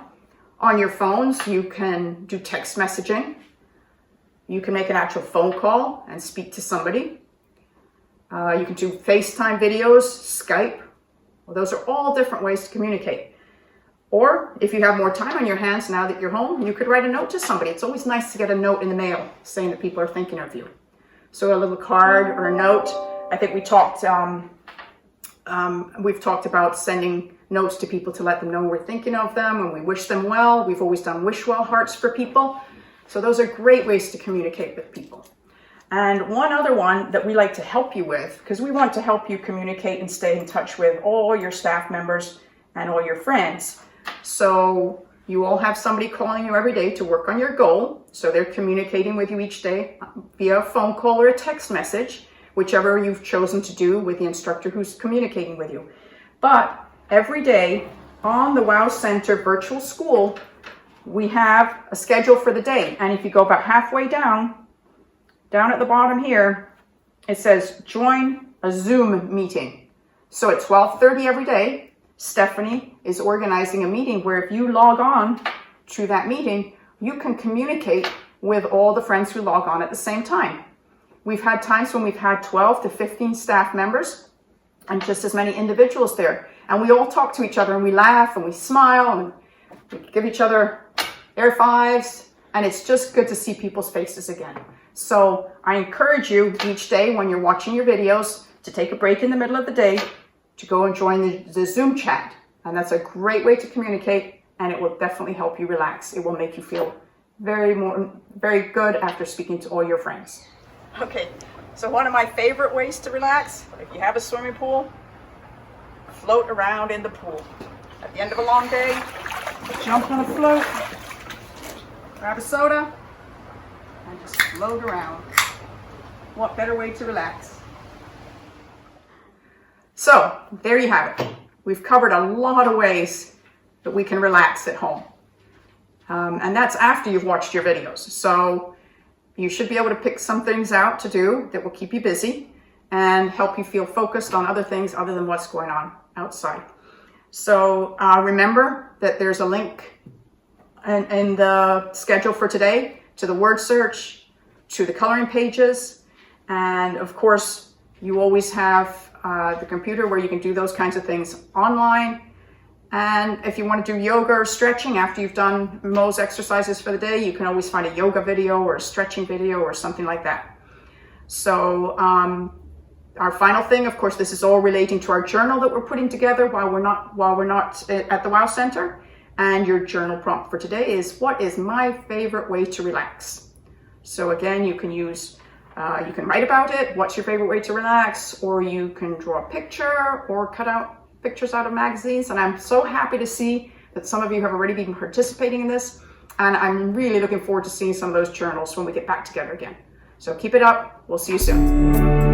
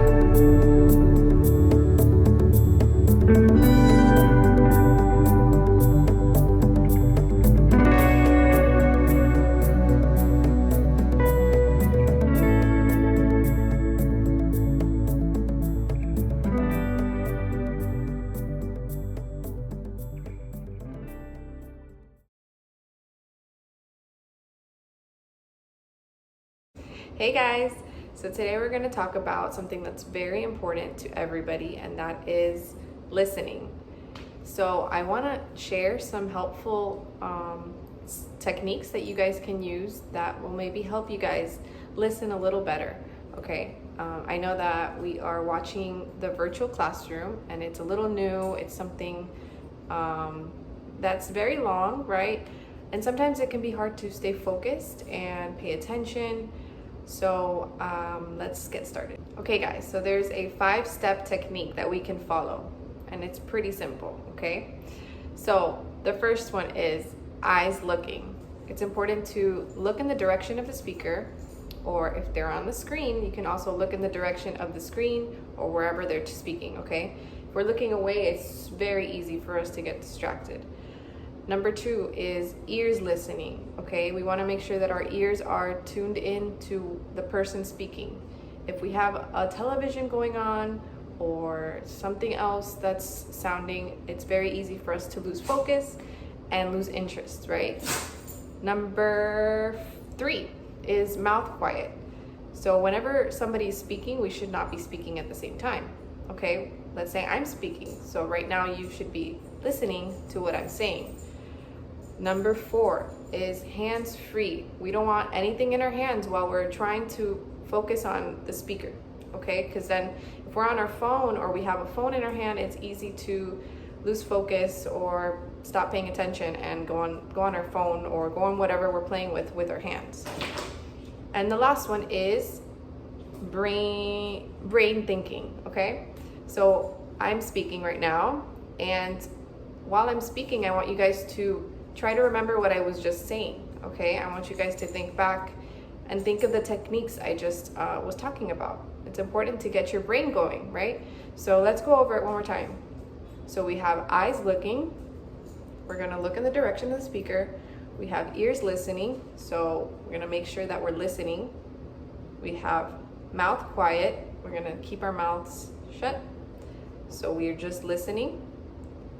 Number 4, we have hands free, so nothing in our hands.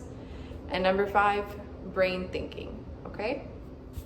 So if you guys can remember those 5 techniques, it's gonna be very helpful if you're working or you're out in the community or you're in school. So it's important to try to remember those things. Maybe you can write it down. Maybe take pictures of the 5 things, okay? So if you guys practice active listening, this is gonna improve your relationships with your family, with your friends, with your workplace, okay?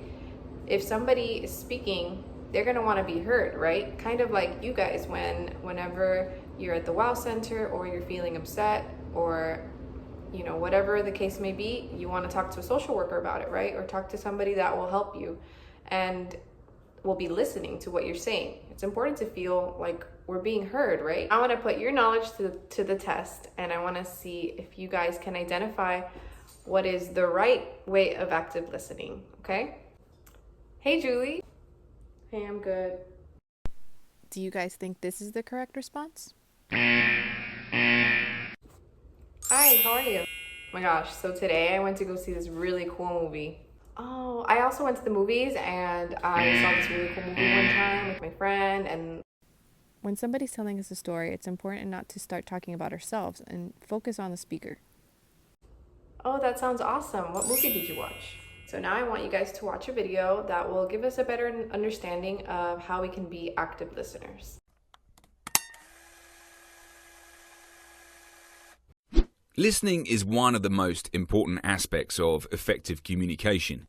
In today's high-tech, high-speed world, we seem to devote less and less time to really listening to one another. Genuine listening is a skill, and it's a really powerful tool you can use in the workplace. By improving your listening skills, you can make a speaker feel heard and understood. This helps build stronger, deeper connections between you and your colleagues.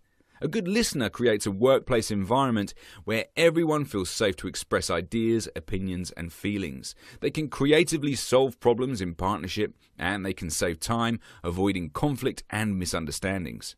They can also help relieve negative emotions. When a person feels that he or she has been truly heard, it can help calm them and allow for understanding or problem solving to begin. There are 4 key skills which you can learn to unlock the power of effective listening. Number 1, focus fully on the speaker. You need to really concentrate on the person speaking and pay special attention to their body language and other non-verbal cues. If you start to daydream, doodle, or check social media, then you're certain to miss non-verbal cues in the conversation. Okay, some speakers can be really, really boring, so if you're finding it hard to concentrate, try repeating their words over in your head. It will reinforce their message and help you stay focused. Number 2, avoid interrupting. It's very common for people to interrupt one another when communicating. Have you ever been speaking with a colleague or manager and it seems no matter what you do, you keep getting interrupted? You begin a sentence, then suddenly someone jumps in to complete it. It's very frustrating, isn't it? You feel like you're not being heard. If it happens often enough, you might even stop contributing to the conversation altogether. Furthermore, you decide the person interrupting you is rude and your relationship is damaged forever. So, why do people do it? Well, on average, humans speak at a rate of 125 to 150 words per minute. But the human brain can comprehend and listen at the rate of 600 words per minute. This means that our minds are underutilized when listening to others. We therefore struggle to keep our minds on topic. You might hear 1 or 2 phrases of the conversation and jump ahead to a solution or share a previous experience. Our boredom can inadvertently create a separate conversation. There are simple tricks you can practice to interrupt your interrupting behavior. For example, try to close your mouth whilst listening. People often open their mouths to signal to the other person that they are ready to talk. When in a conversation, imagine a drop of glue on your lip. Focusing on keeping your mouth closed will stop you interrupting someone. Another tip is to make a note during the conversation. We now know that our brains operate much faster than others can speak, so it's natural that we have ideas we don't want to lose, and this can lead you to interrupt someone. To combat this urge and avoid losing the idea, write it down. Continue to listen, but make a note of the points you want to make when it's your turn to talk. Finally, try to change your focus. Think about listening more than talking. Simply change your goal for the conversation to listen more than you speak. This change in focus can have a drastic impact on your success in curbing your interruption habit. Chances are one of the points we just covered speaks to you directly. Focus on that method and use it in your very next conversation. Number 3, avoid seeming judgmental. In order to communicate effectively with someone, you don't have to like them or agree with their ideas, values, or opinions. However, you do need to set aside your judgment and withhold blame and criticism in order to fully understand a person. The most difficult communication, when successfully executed, can lead to the most unlikely and profound connection with someone. Number 4, show your interest. You need to look interested in what the other person is saying. Try to nod occasionally, smile at the person talking, and make sure your posture is open and inviting. Encourage the speaker to continue with small verbal comments like yes, right, and really. You can even show you are listening with non-words such as or uh-huh.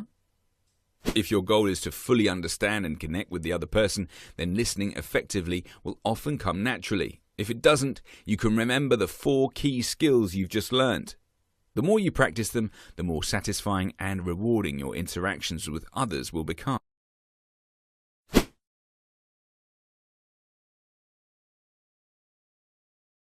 Okay, so I want to do an activity together. So maybe you can pause the video and print out the activity that I provided. And we will do it together, okay? This is a listening activity. So while I say the instructions, I want you guys to follow it, okay? Okay, so hopefully you guys are all set up. If you are not able to print this out, you can just follow along and try to answer out loud, okay? So, number 1. It is a sunny day, so let's color the sun yellow. Try following the directions before I start coloring.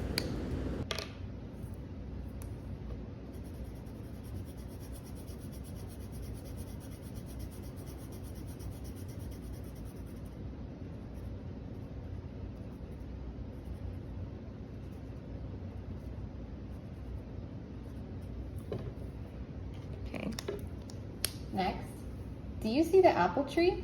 I love to eat apples. Color the top of the apple tree green.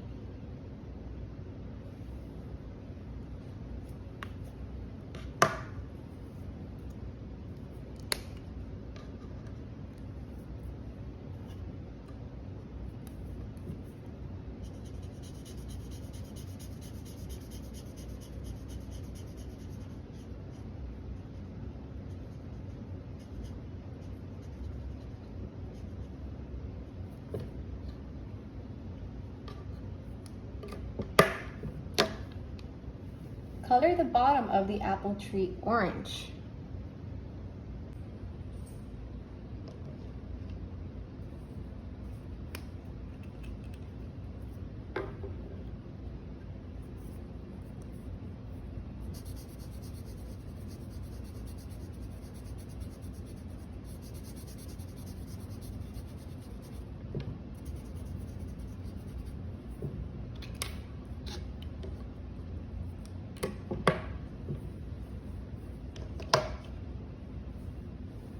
I see a cat sitting by the school. Color the cat blue.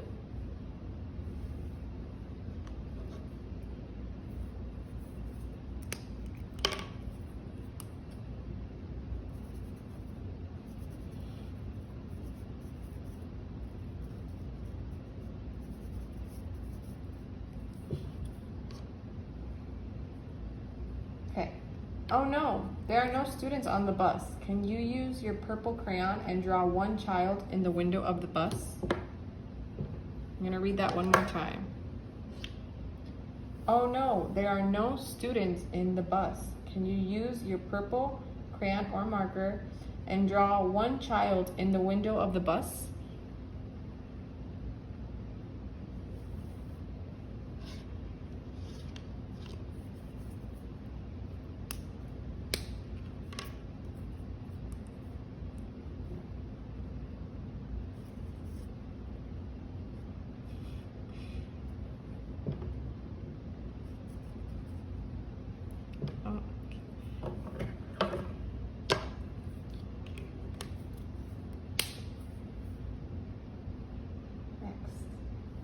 Now we know most school buses are yellow, so let's color the bus yellow.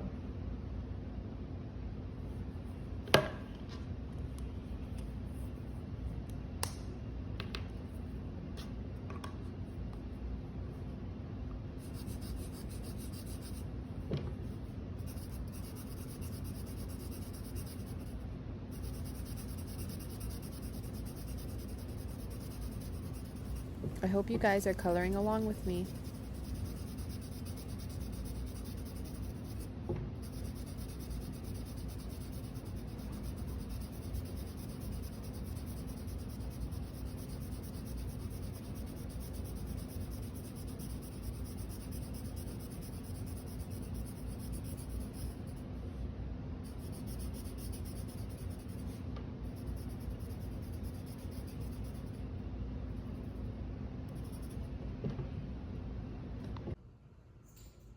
Wouldn't it be fun if our roads were purple?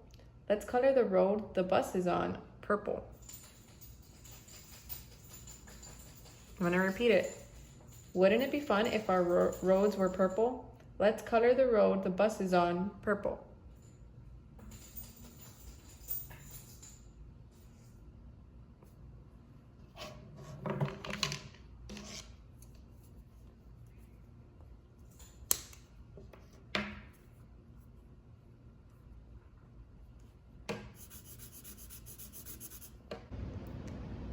Okay, if you got the answer right, spend some time coloring in the road in purple. Next is, do you see a bird flying in the sky? It is a dove.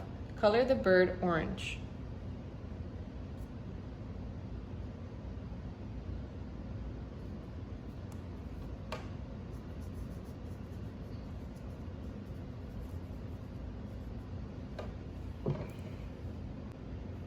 I see a flag blowing in the wind. Color the flag purple.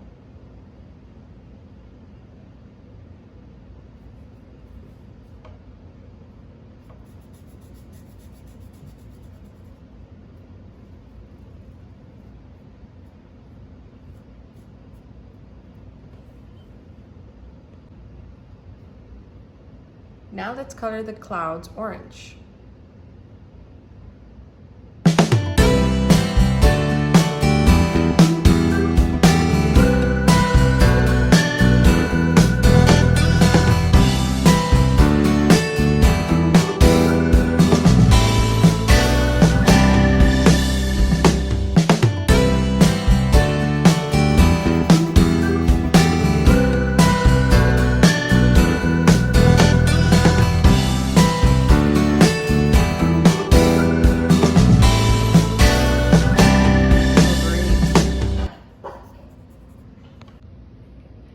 Do you see the school? Let's color just the windows in the school yellow.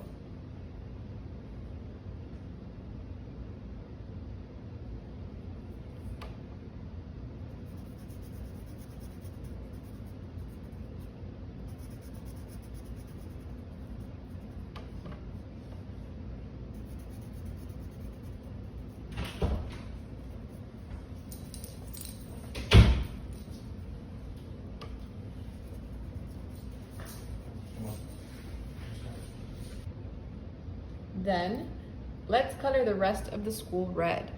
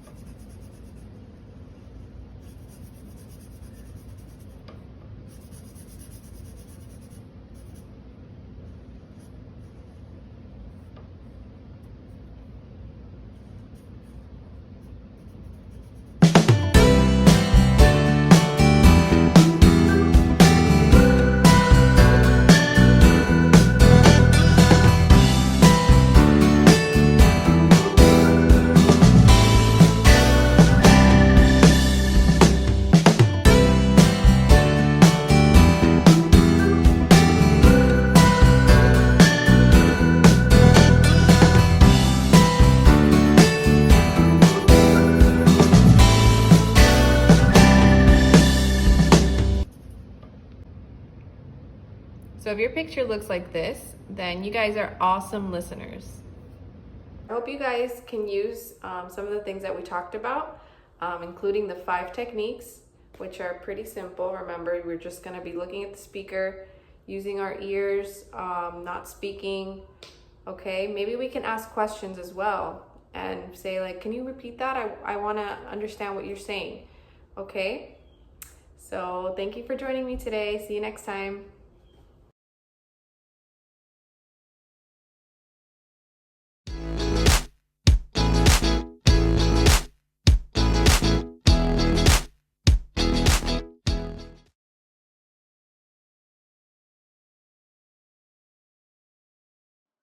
Hi everyone, happy Tuesday. Susie here with your CBE lesson for the day. Today we're going to be talking about some of the things that we should all be doing right now so that we can stay healthy. Now, as you know, I've been talking to you a lot about washing your hands, and that is still one of the most important things that we can do to fight this coronavirus. However, there are other things that we can all be doing in order to stay healthy. And not just for us to stay healthy, but to make sure that others around us stay healthy. Please keep in mind that it's not just the risk that you're running to yourself, it's also the risk that we are putting others through if we're not careful and safe. So hand washing is important. It's important to keep you safe, but it's also important because we might be carrying in some of those germs or those viruses or that bacteria that could make somebody else unhealthy. If you live at home with your family, chances are that your parents are older and fall into that group of older people who are at a very high risk of getting sick, not just from coronavirus. This is something that we should have all been doing all along. The coronavirus or the COVID-19 virus is just the thing that we're battling right now. And it's important because it's such a big thing, right? So many people are being affected and infected. However, every year we have, for instance, flu season. And flu season is a time that we should have all been putting those practices into play because we are all very susceptible to it. That means that we are all likely to, at some point or another, get sick. I know last year I had influenza A, as I did the year before last. It seems like every year I do come down with the flu. So that means that I am very likely to get sick, right? Or the common cold. The common cold can make you sick for quite a while if you don't take good care of yourself. However, if we have been putting these safety measures in place all along, we are less likely to get sick. And that means frequently washing your hands, practicing social distancing, and we'll talk about what that means, maintaining a quarantined lifestyle. The governor, president of the United States, as well as our local politicians, the mayor of Miami-Dade County and the mayor of city of Miami and a lot of other mayors of other small cities that surround us have issued a stay-at-home order. And we're going to talk about what that means as well. Another thing that we can be doing is protecting ourselves physically when we do need to go out. And from time to time, we will need to go out. We will absolutely have to maybe go get food or to maybe fill prescriptions unless we're able to have food and prescriptions delivered to our homes. However, as I've experienced myself, it's getting harder and harder to get things delivered to our homes because there are less and less people willing to take the risk to themselves of doing that. So, the first thing we're going to talk about is what protective things can you wear when you're going to be stepping out of your home, if you have to go somewhere where there are other people around you. So here I have a mask. This is an N95 mask, which we keep hearing about, and it's very thick and it can be hard to breathe through it. It still allows oxygen to come in. However, it is very tight, and I have noticed that it's uncomfortable to wear. But when you are wearing something that is uncomfortable, you should ask yourself, is it better that I'm a little bit uncomfortable right now? Or is it better that either I get sick or that I infect someone else with something that I'm sick with? And the fact of the matter is that we can put all of these safety measures in place, but we might still get sick. We might be carrying the virus and not know it. Part of the issue with this virus is that you can be infected with it for 14 days without knowing that you're sick. And in those 14 days, you can be going around meeting people thinking that you're perfectly okay, but you are sick. And it doesn't mean that you're going to get very, very sick or that you're necessarily going to need to be hospitalized or anything like that. You might just have mild symptoms like you would if you had a cold or the regular flu.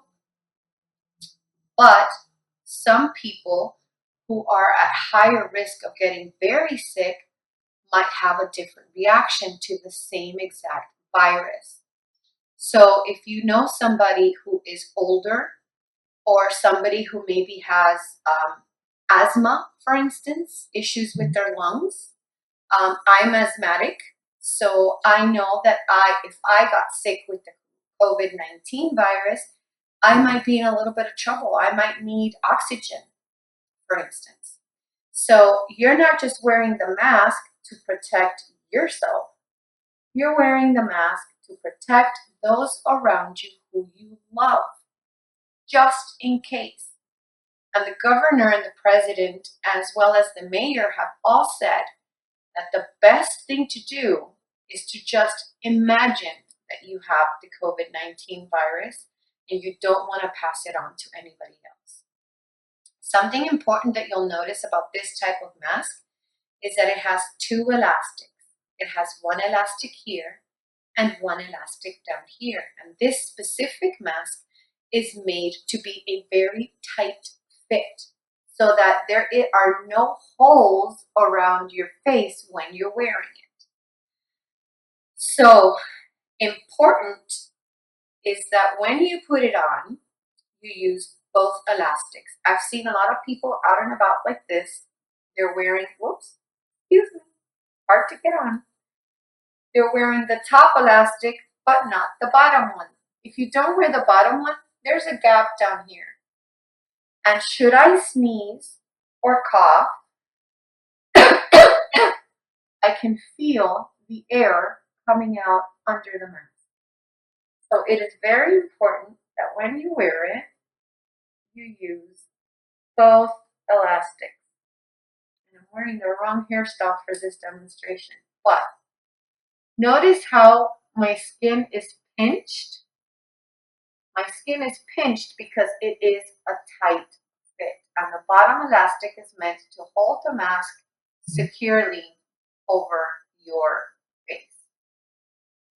So this is the mask that I've chosen to wear when I go somewhere very public, like the grocery store, or if I have to step out to the pharmacy. The other day I had to do that to get some allergy medication that I needed, and I wore my mask because I knew that if there's people that are sick, that are having to go out to get medicine like Tylenol, which they say helps with some of the symptoms of COVID-19, the place they would be the pharmacy. So while the pharmacy technicians are working very hard to keep it sanitary, that means very, very clean, I know that germs live very well, even sometimes when you're taking every precaution.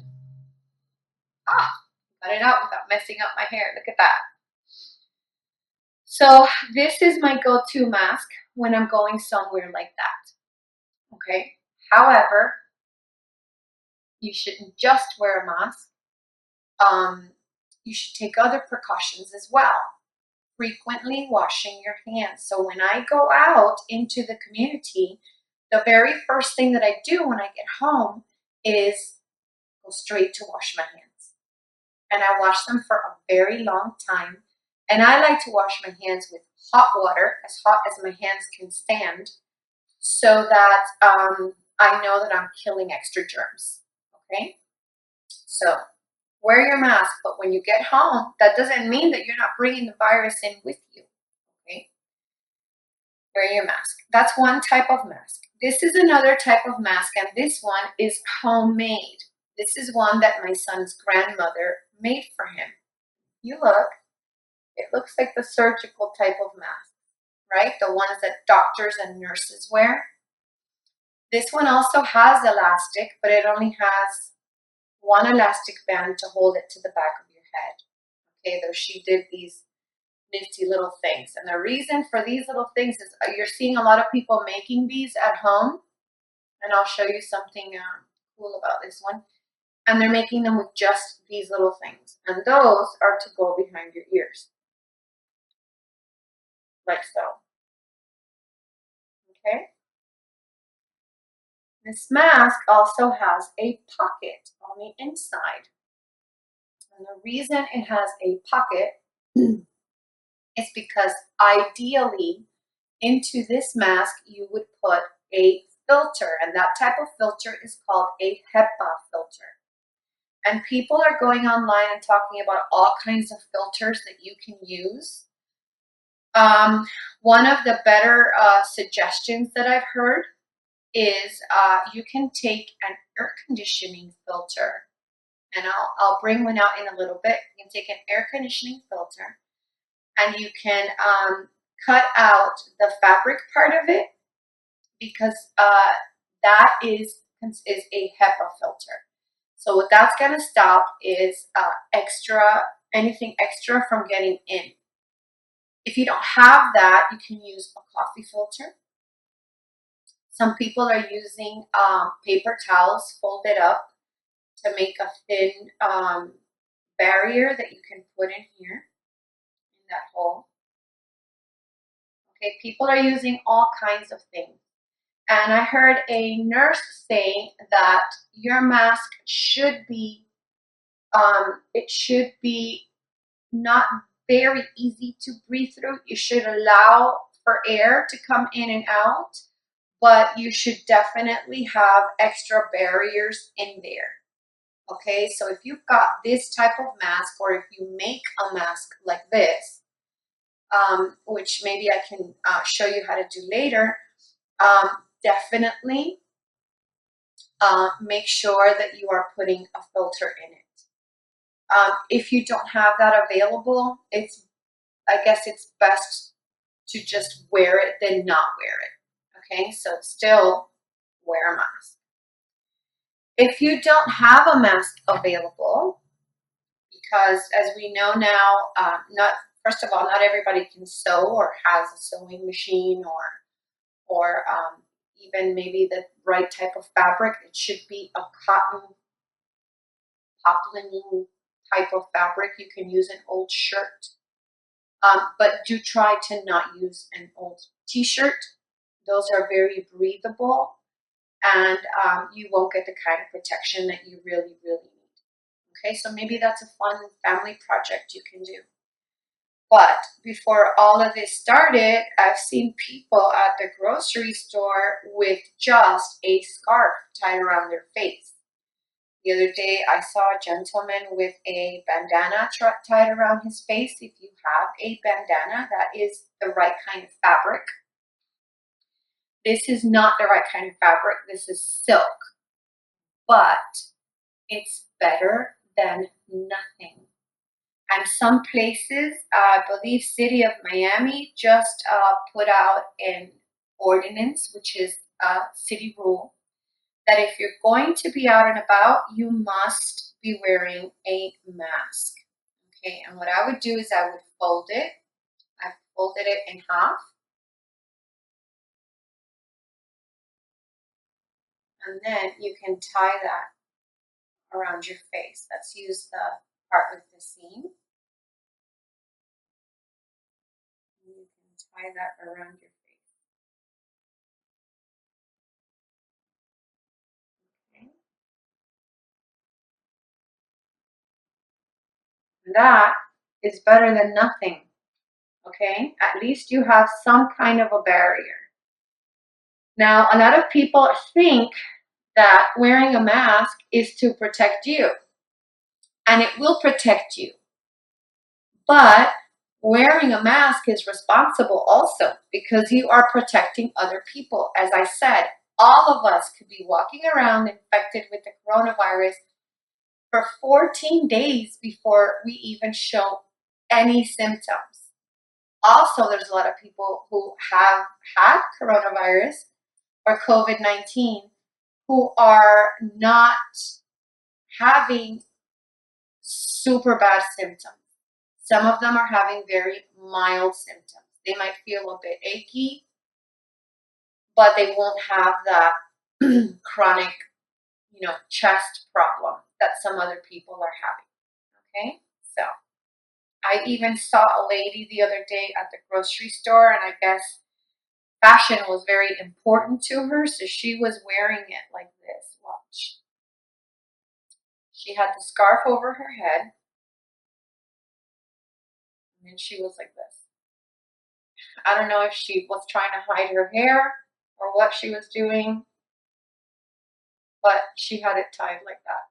to the side and I thought, whoa, that lady is fabulous. COVID-19, she's protecting herself from, but she still wants to look good while doing it. Okay. So, as I said, this is not the ideal thing to cover your face with, but anything is better than nothing, right? So do try to get your hands on one of these. They are very difficult to get right now. Most of them are going to healthcare workers who are likely to be exposed. But if you happen to have one, this is one that I happen to have because my younger son, Harris, likes to work with a Dremel tool a lot. And he likes to do a lot of sanding. And I was worried about him getting all of that sanding sawdust and things into his lungs. So we got him this ages ago before we even knew about COVID-19. This one you can make in your own home. If you have a mom or a staff member that is crafty, maybe you guys can look up some YouTube videos on how to make these. And this is just a scarf. It's a scarf that I have. If you have a bandana, I had a bandana somewhere and I can't find it now. But if you had a bandana, that would be the ideal fabric to be tying around your mouth. You can fold it over 3 or 4 times, put a piece of paper towel in the center, and then tie it around yourself. Another thing you're going to see a lot of people doing is wearing gloves, plastic gloves. And people are wearing these, especially I see them a lot when they go shopping in the grocery store. A couple of things about wearing the gloves. Wearing the same gloves over and over and over again is not going to protect you from the COVID-19 virus, okay? If you are lucky enough to have gloves available, because these, again, most of them are going to healthcare workers that need the extra protection, so it's very hard to come by rubber gloves now, where before you could just buy them in the pharmacy. If you're going to be using them, do not wear the same gloves over and over and over again. That will not protect you from COVID-19. Because what's happening is, if you're out in the community, for instance, if you're pushing a supermarket trolley or cart, you're still touching what a lot of other people touch, guys. And those germs are getting on those rubber gloves. And then you're getting into your car with your rubber gloves, feeling like you're protected and everything is fine, but you're putting the bacteria, those viruses, those germs on your steering wheel, on the door of your car. When you take them off, if you don't throw them away, those germs are staying there, and the COVID-19 virus stays on plastics and rubber and all those things for a very long time. So make sure that after you're done using them, take them out and throw them away. But something I keep seeing that is very disappointing to me is I keep seeing these gloves thrown everywhere. I see them in parking lots. The other day I left my house to put away my trash bins, and somebody had left a rubber glove just laying there in front of my house.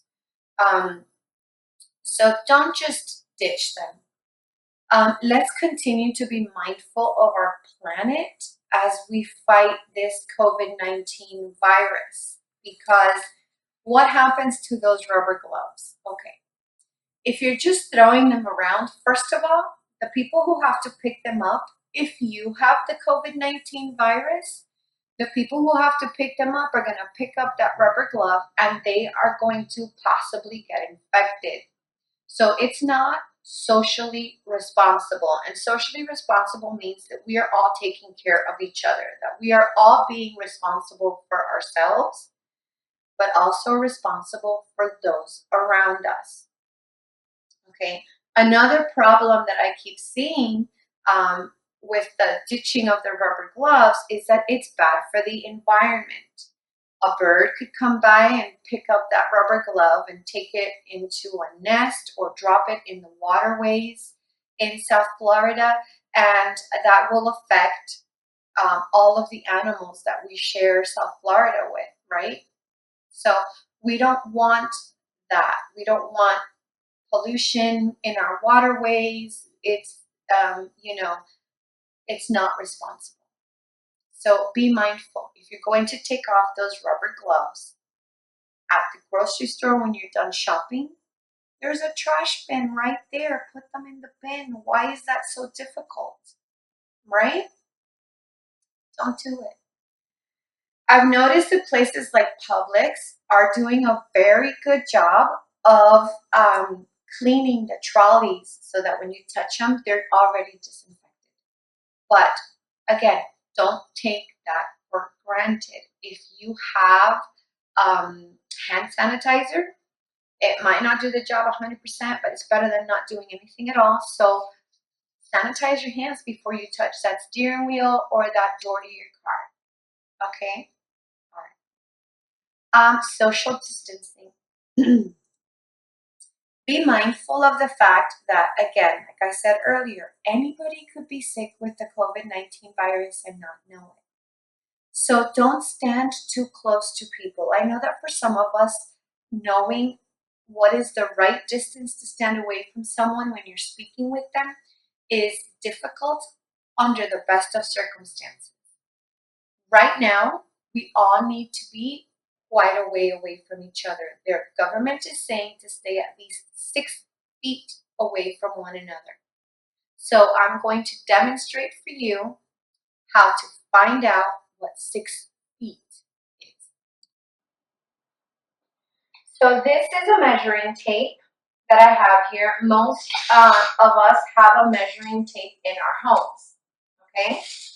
So I'm going to look at the measuring tape, and on the measuring tape, it tells you feet and inches. Right here is 1 foot. So this is 1 foot. 1 foot is also about the size of my tiles. My tiles are a bit over a foot. 1 foot, 2 feet, 3 feet, 4 feet. Look at that. That's how long. This is only 4 feet, and the government is telling us to stay 6 feet away from each other. 5 feet and 6 feet. So this is the right distance to stay away from one another. That's quite tall, isn't it? I am 5 feet, 6 inches tall. This is 6 feet. So right now, I am 6 feet from my camera. Okay? This is the distance we should be staying from one another. Okay, do I look far away? Probably. And the reason I look far away is because I am.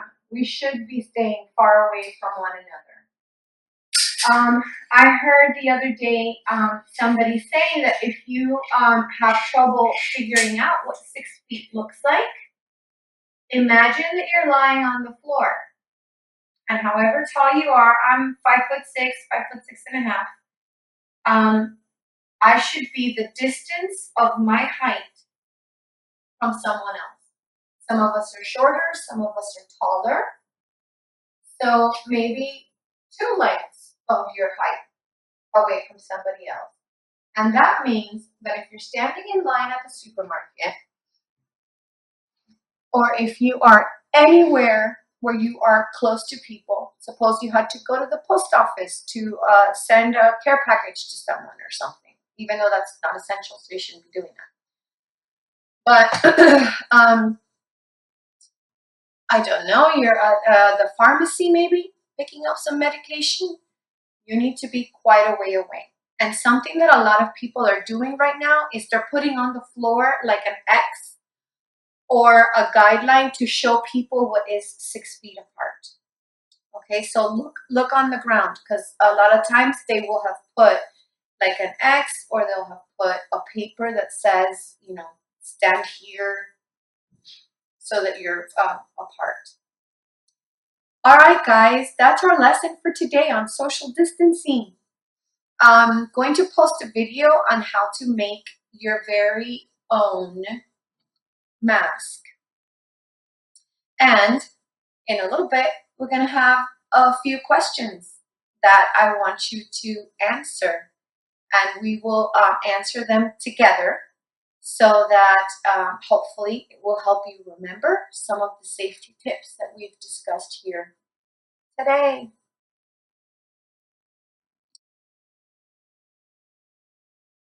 Hey guys, it's Melanie Ham. Welcome back to my channel. Today's video, we're going to make this 10-minute face mask. I was hesitating to make these because there was a lot of debate about whether they were even effective or not.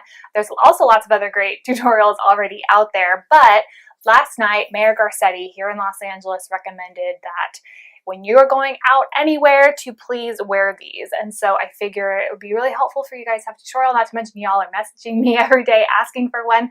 So this is gonna include elastic. I do have a ties video coming as well, but the elastic ones are the ones that I've been making. Let's just jump right in. I'm gonna show you how to make these about 10 minutes, really quick and easy. This is 2 layers of fabric. First thing we're gonna do, this is like the easiest one, super fast. If you're gonna donate these, they need to be 2 different types of fabric. That way medical professionals know which side has been toward their face, which side has been out, just to keep it clean, and for you too to know which way the mask goes. Right sides together. And then what we'll do is we're gonna sew all the way around it, leaving a hole, and the elastic is gonna go here on the inside from this end to that end, but that'll be on the inside. So I'm just going to go ahead and clip those into place. There's one.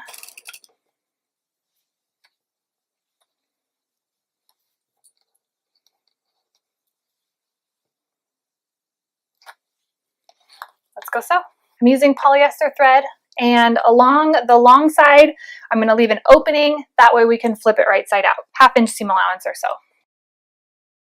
Back stitch. When you get to the corner, I'm going to go back and forth several times over that elastic. Pivot.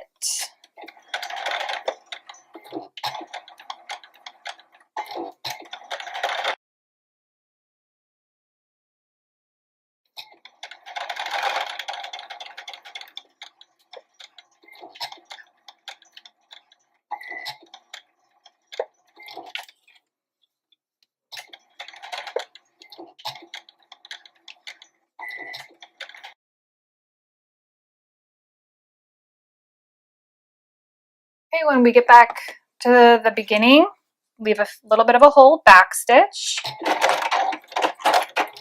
You can trim your corners. Take a little bit of that bulk out.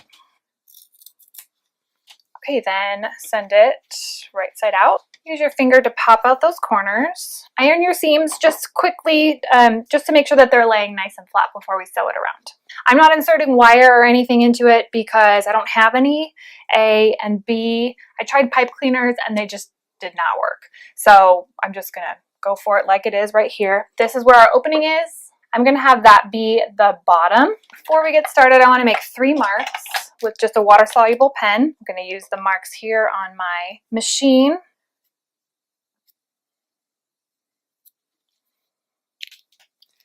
Doesn't have to be super scientific. Okay, so here again is our opening. That's gonna be on the bottom. And I'm gonna show you how to do your pleats with your seam ripper. Makes it really easy and fast. You don't have to iron it or pin it or anything. I'm gonna have a little bit less seam allowance, so I'm gonna move my needle position over slightly. Okay, we're starting at the top right of our mask from the front side. So this is my front, this is my back, although it doesn't really matter.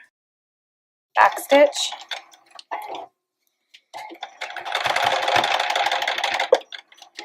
Okay, well, I'm gonna grab my seam ripper. I'm gonna go where that mark is, tuck that in there, and then rotate it up.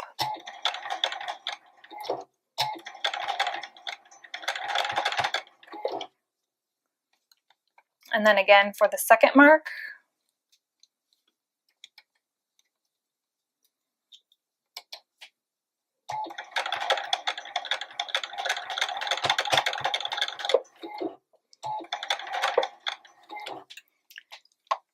See how that's going? And then for the third mark.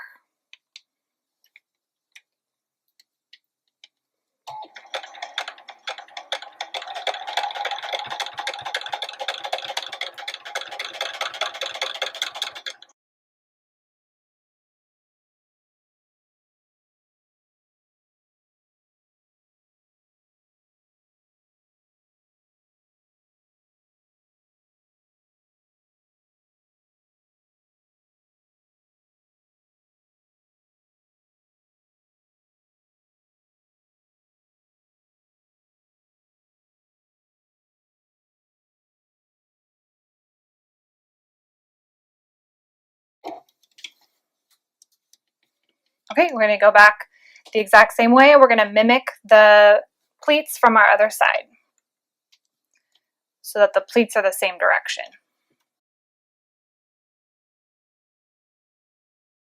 Back around the top now. And then I'm going to go around it one more time. I'm going to back stitch over those pleats a little bit more, just because these are going to go through hot washes. They're going to get washed a ton, used a ton, yanked on. So I want to make sure everything is really secure.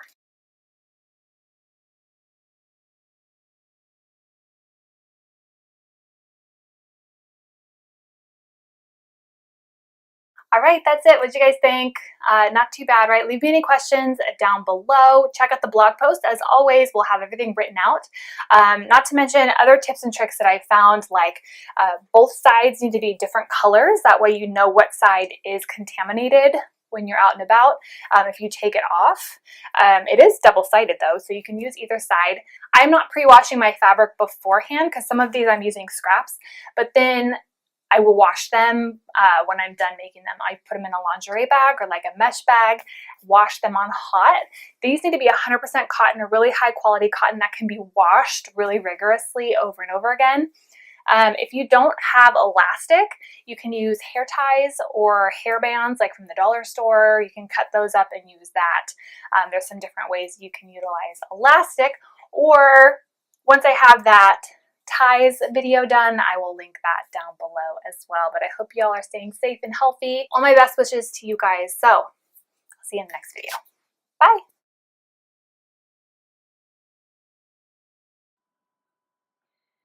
So we talked about some methods that we can use for all of us to stay safe. We talked about covering our faces. We talked about using rubber gloves if we have them available and what to do with those rubber gloves once we're done. We talked about what we do when we come home from being out in the community when we absolutely must be out. We talked about social distancing. That's the 6-foot difference that we need to maintain whenever we are lined up or whenever we run into people. If you go out for a walk, don't stand too close to people. Keep that 6-foot distance. We're going to talk about quarantining. Right now, we are under a government-mandated stay-at-home order here in the state of Florida. What does that mean? Well, for a lot of communities, it means that we have a curfew, and that means we have to be in our homes at a specific time. Also, what that means is that you should be at home unless you are doing something that is either essential to the community, such as if you are a nurse or you work in a hospital in any capacity. We've got to keep those hospitals working. Or you are a police officer or a community servant, such as maybe a priest, or if you are a firefighter or an EMT, or if you work in a grocery store or in a pharmacy, those are also considered essential workers. As well as, believe it or not, the staff in your group home, they are considered essential workers. They are necessary to keep certain people safe, and they're necessary to keep you safe. So the rest of us, we're having to stay at home.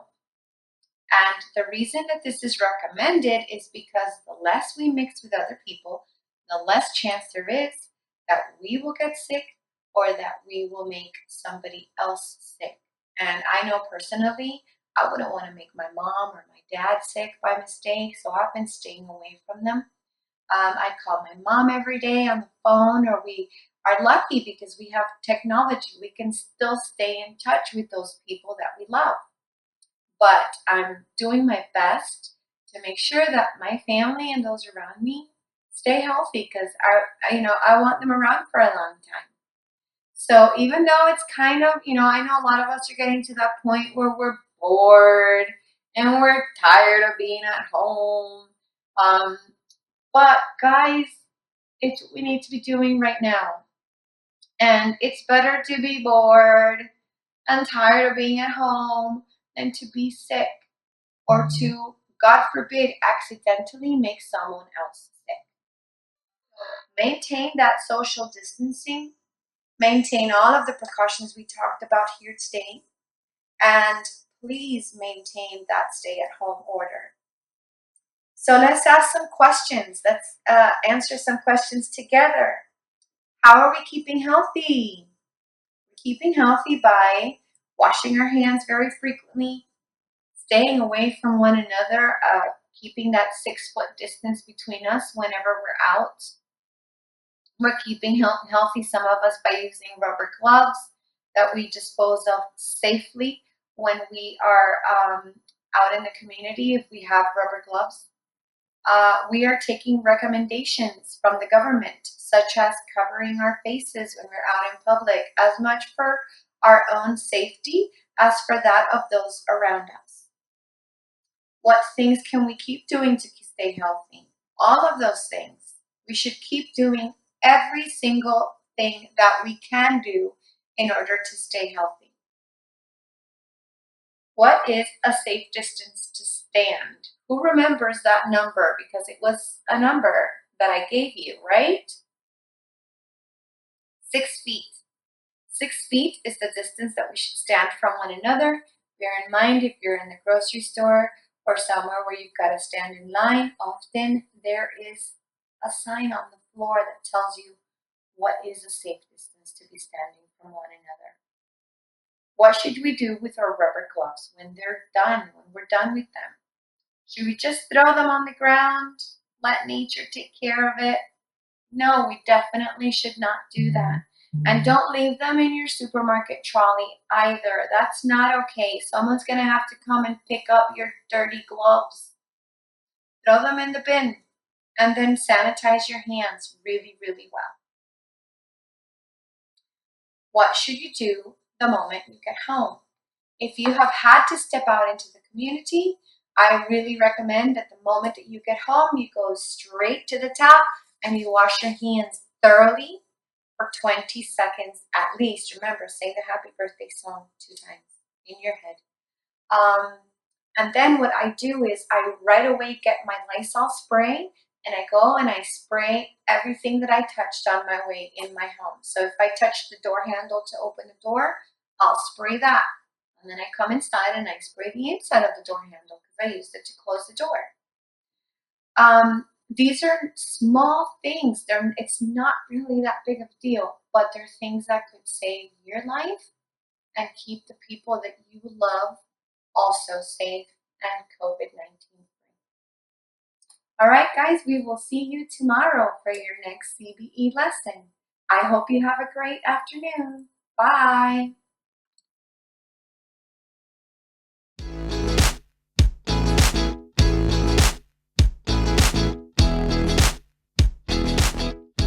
Hello guys, Carlos here, technology teacher. Today I have the privilege to be with you and share with you week number 3 of special topics, which is community integration.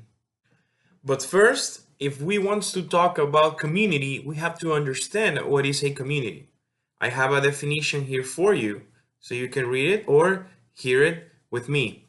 Community is a group of people living in the same place or having a particular characteristic in common. So examples of communities are the family, neighborhoods, workplaces, churches, and among others. Now that we know what community is, let's jump to the questions. And I have question number 1. Am I part of the community? I'll give you 1 minute to think about it, and we'll keep discussing.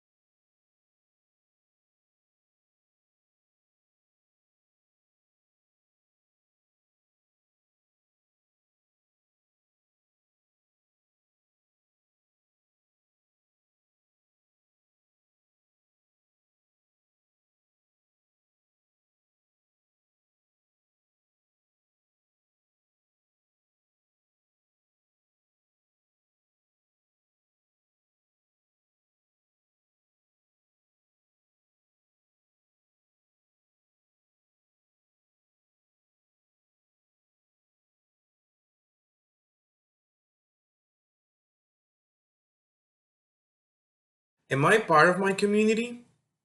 Well, there is different ways we can get involved with our communities. Being part of a community is a powerful experience. Communities give us home, friendship, warmth, and a sense of belonging. But how can we really be part of our local community, guys? There is many ways to do it. You can get to know your neighbors, or give your time to others, or just get active in different activities to maximize your own involvement within your community. I know we're not going to the WOW Center right now, but when the WOW is open, we have a special class named CBE, or Community Based Education, which is the class that takes us out in the community and give us the opportunity to get more involved within our own community by knowing new places or new people, or just get a new experience, maybe in a place that we didn't know that exists. And what are your CBE teachers? Do you remember their names? Okay, let's see. We have Susie and Stephanie, and that's CVE 2. And CVE 1, it's Teresa and Stephanie. Yes, we have two teachers named Stephanie. Don't forget that, guys. Okay, ready for question number 2? Let's go. Okay, question number 2. Are you happy with how much involvement do you have in your community? Once again, 1 minute to think about it.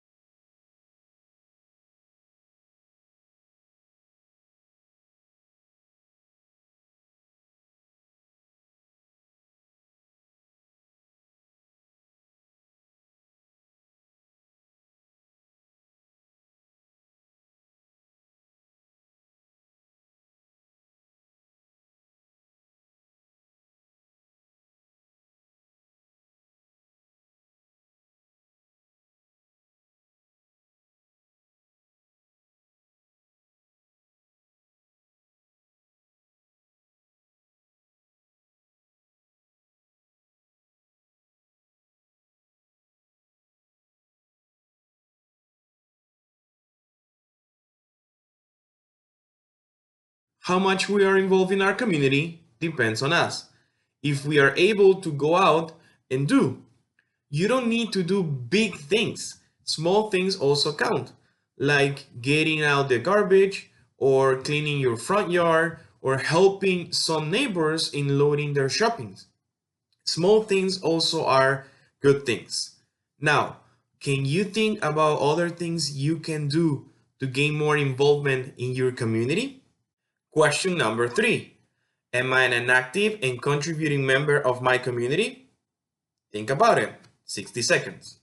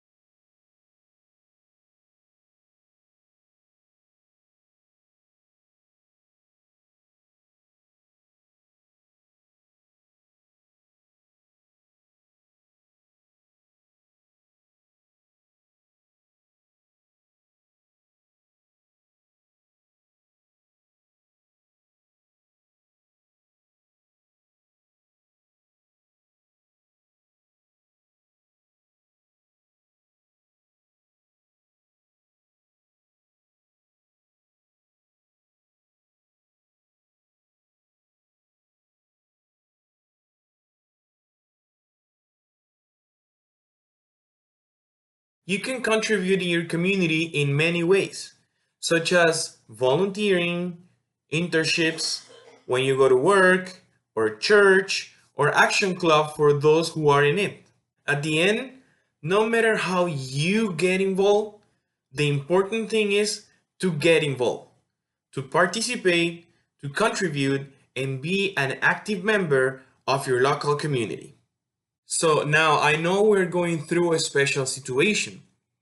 Now, if we are in a quarantine time right now and we cannot leave our houses for security, of course, maybe your question is, how can I be part of the community if I don't have any relationship with many people at this time? That's a good question. Well, maybe you do not leave your home, you don't see your neighbors, or maybe you're not going to your work. And definitely we are not attending to the WOW Center since it's closed. But we can still be part of the community. Doing what? Well, respecting the law. The quarantine was enforced for our security. So you, your family, and your neighbors can keep healthy. And little by little, we can get rid of this illness which is going around the world right now. So now, how can we be part of the community in this moment? Well, staying at your house, respecting the quarantine, and also listen to your families and to your caregivers. Being part of the community also involves to keep the community safe. And respecting the quarantine is how we do it right now. Guys, it was amazing to be with you. I hope you enjoyed this and have a great day. Bye.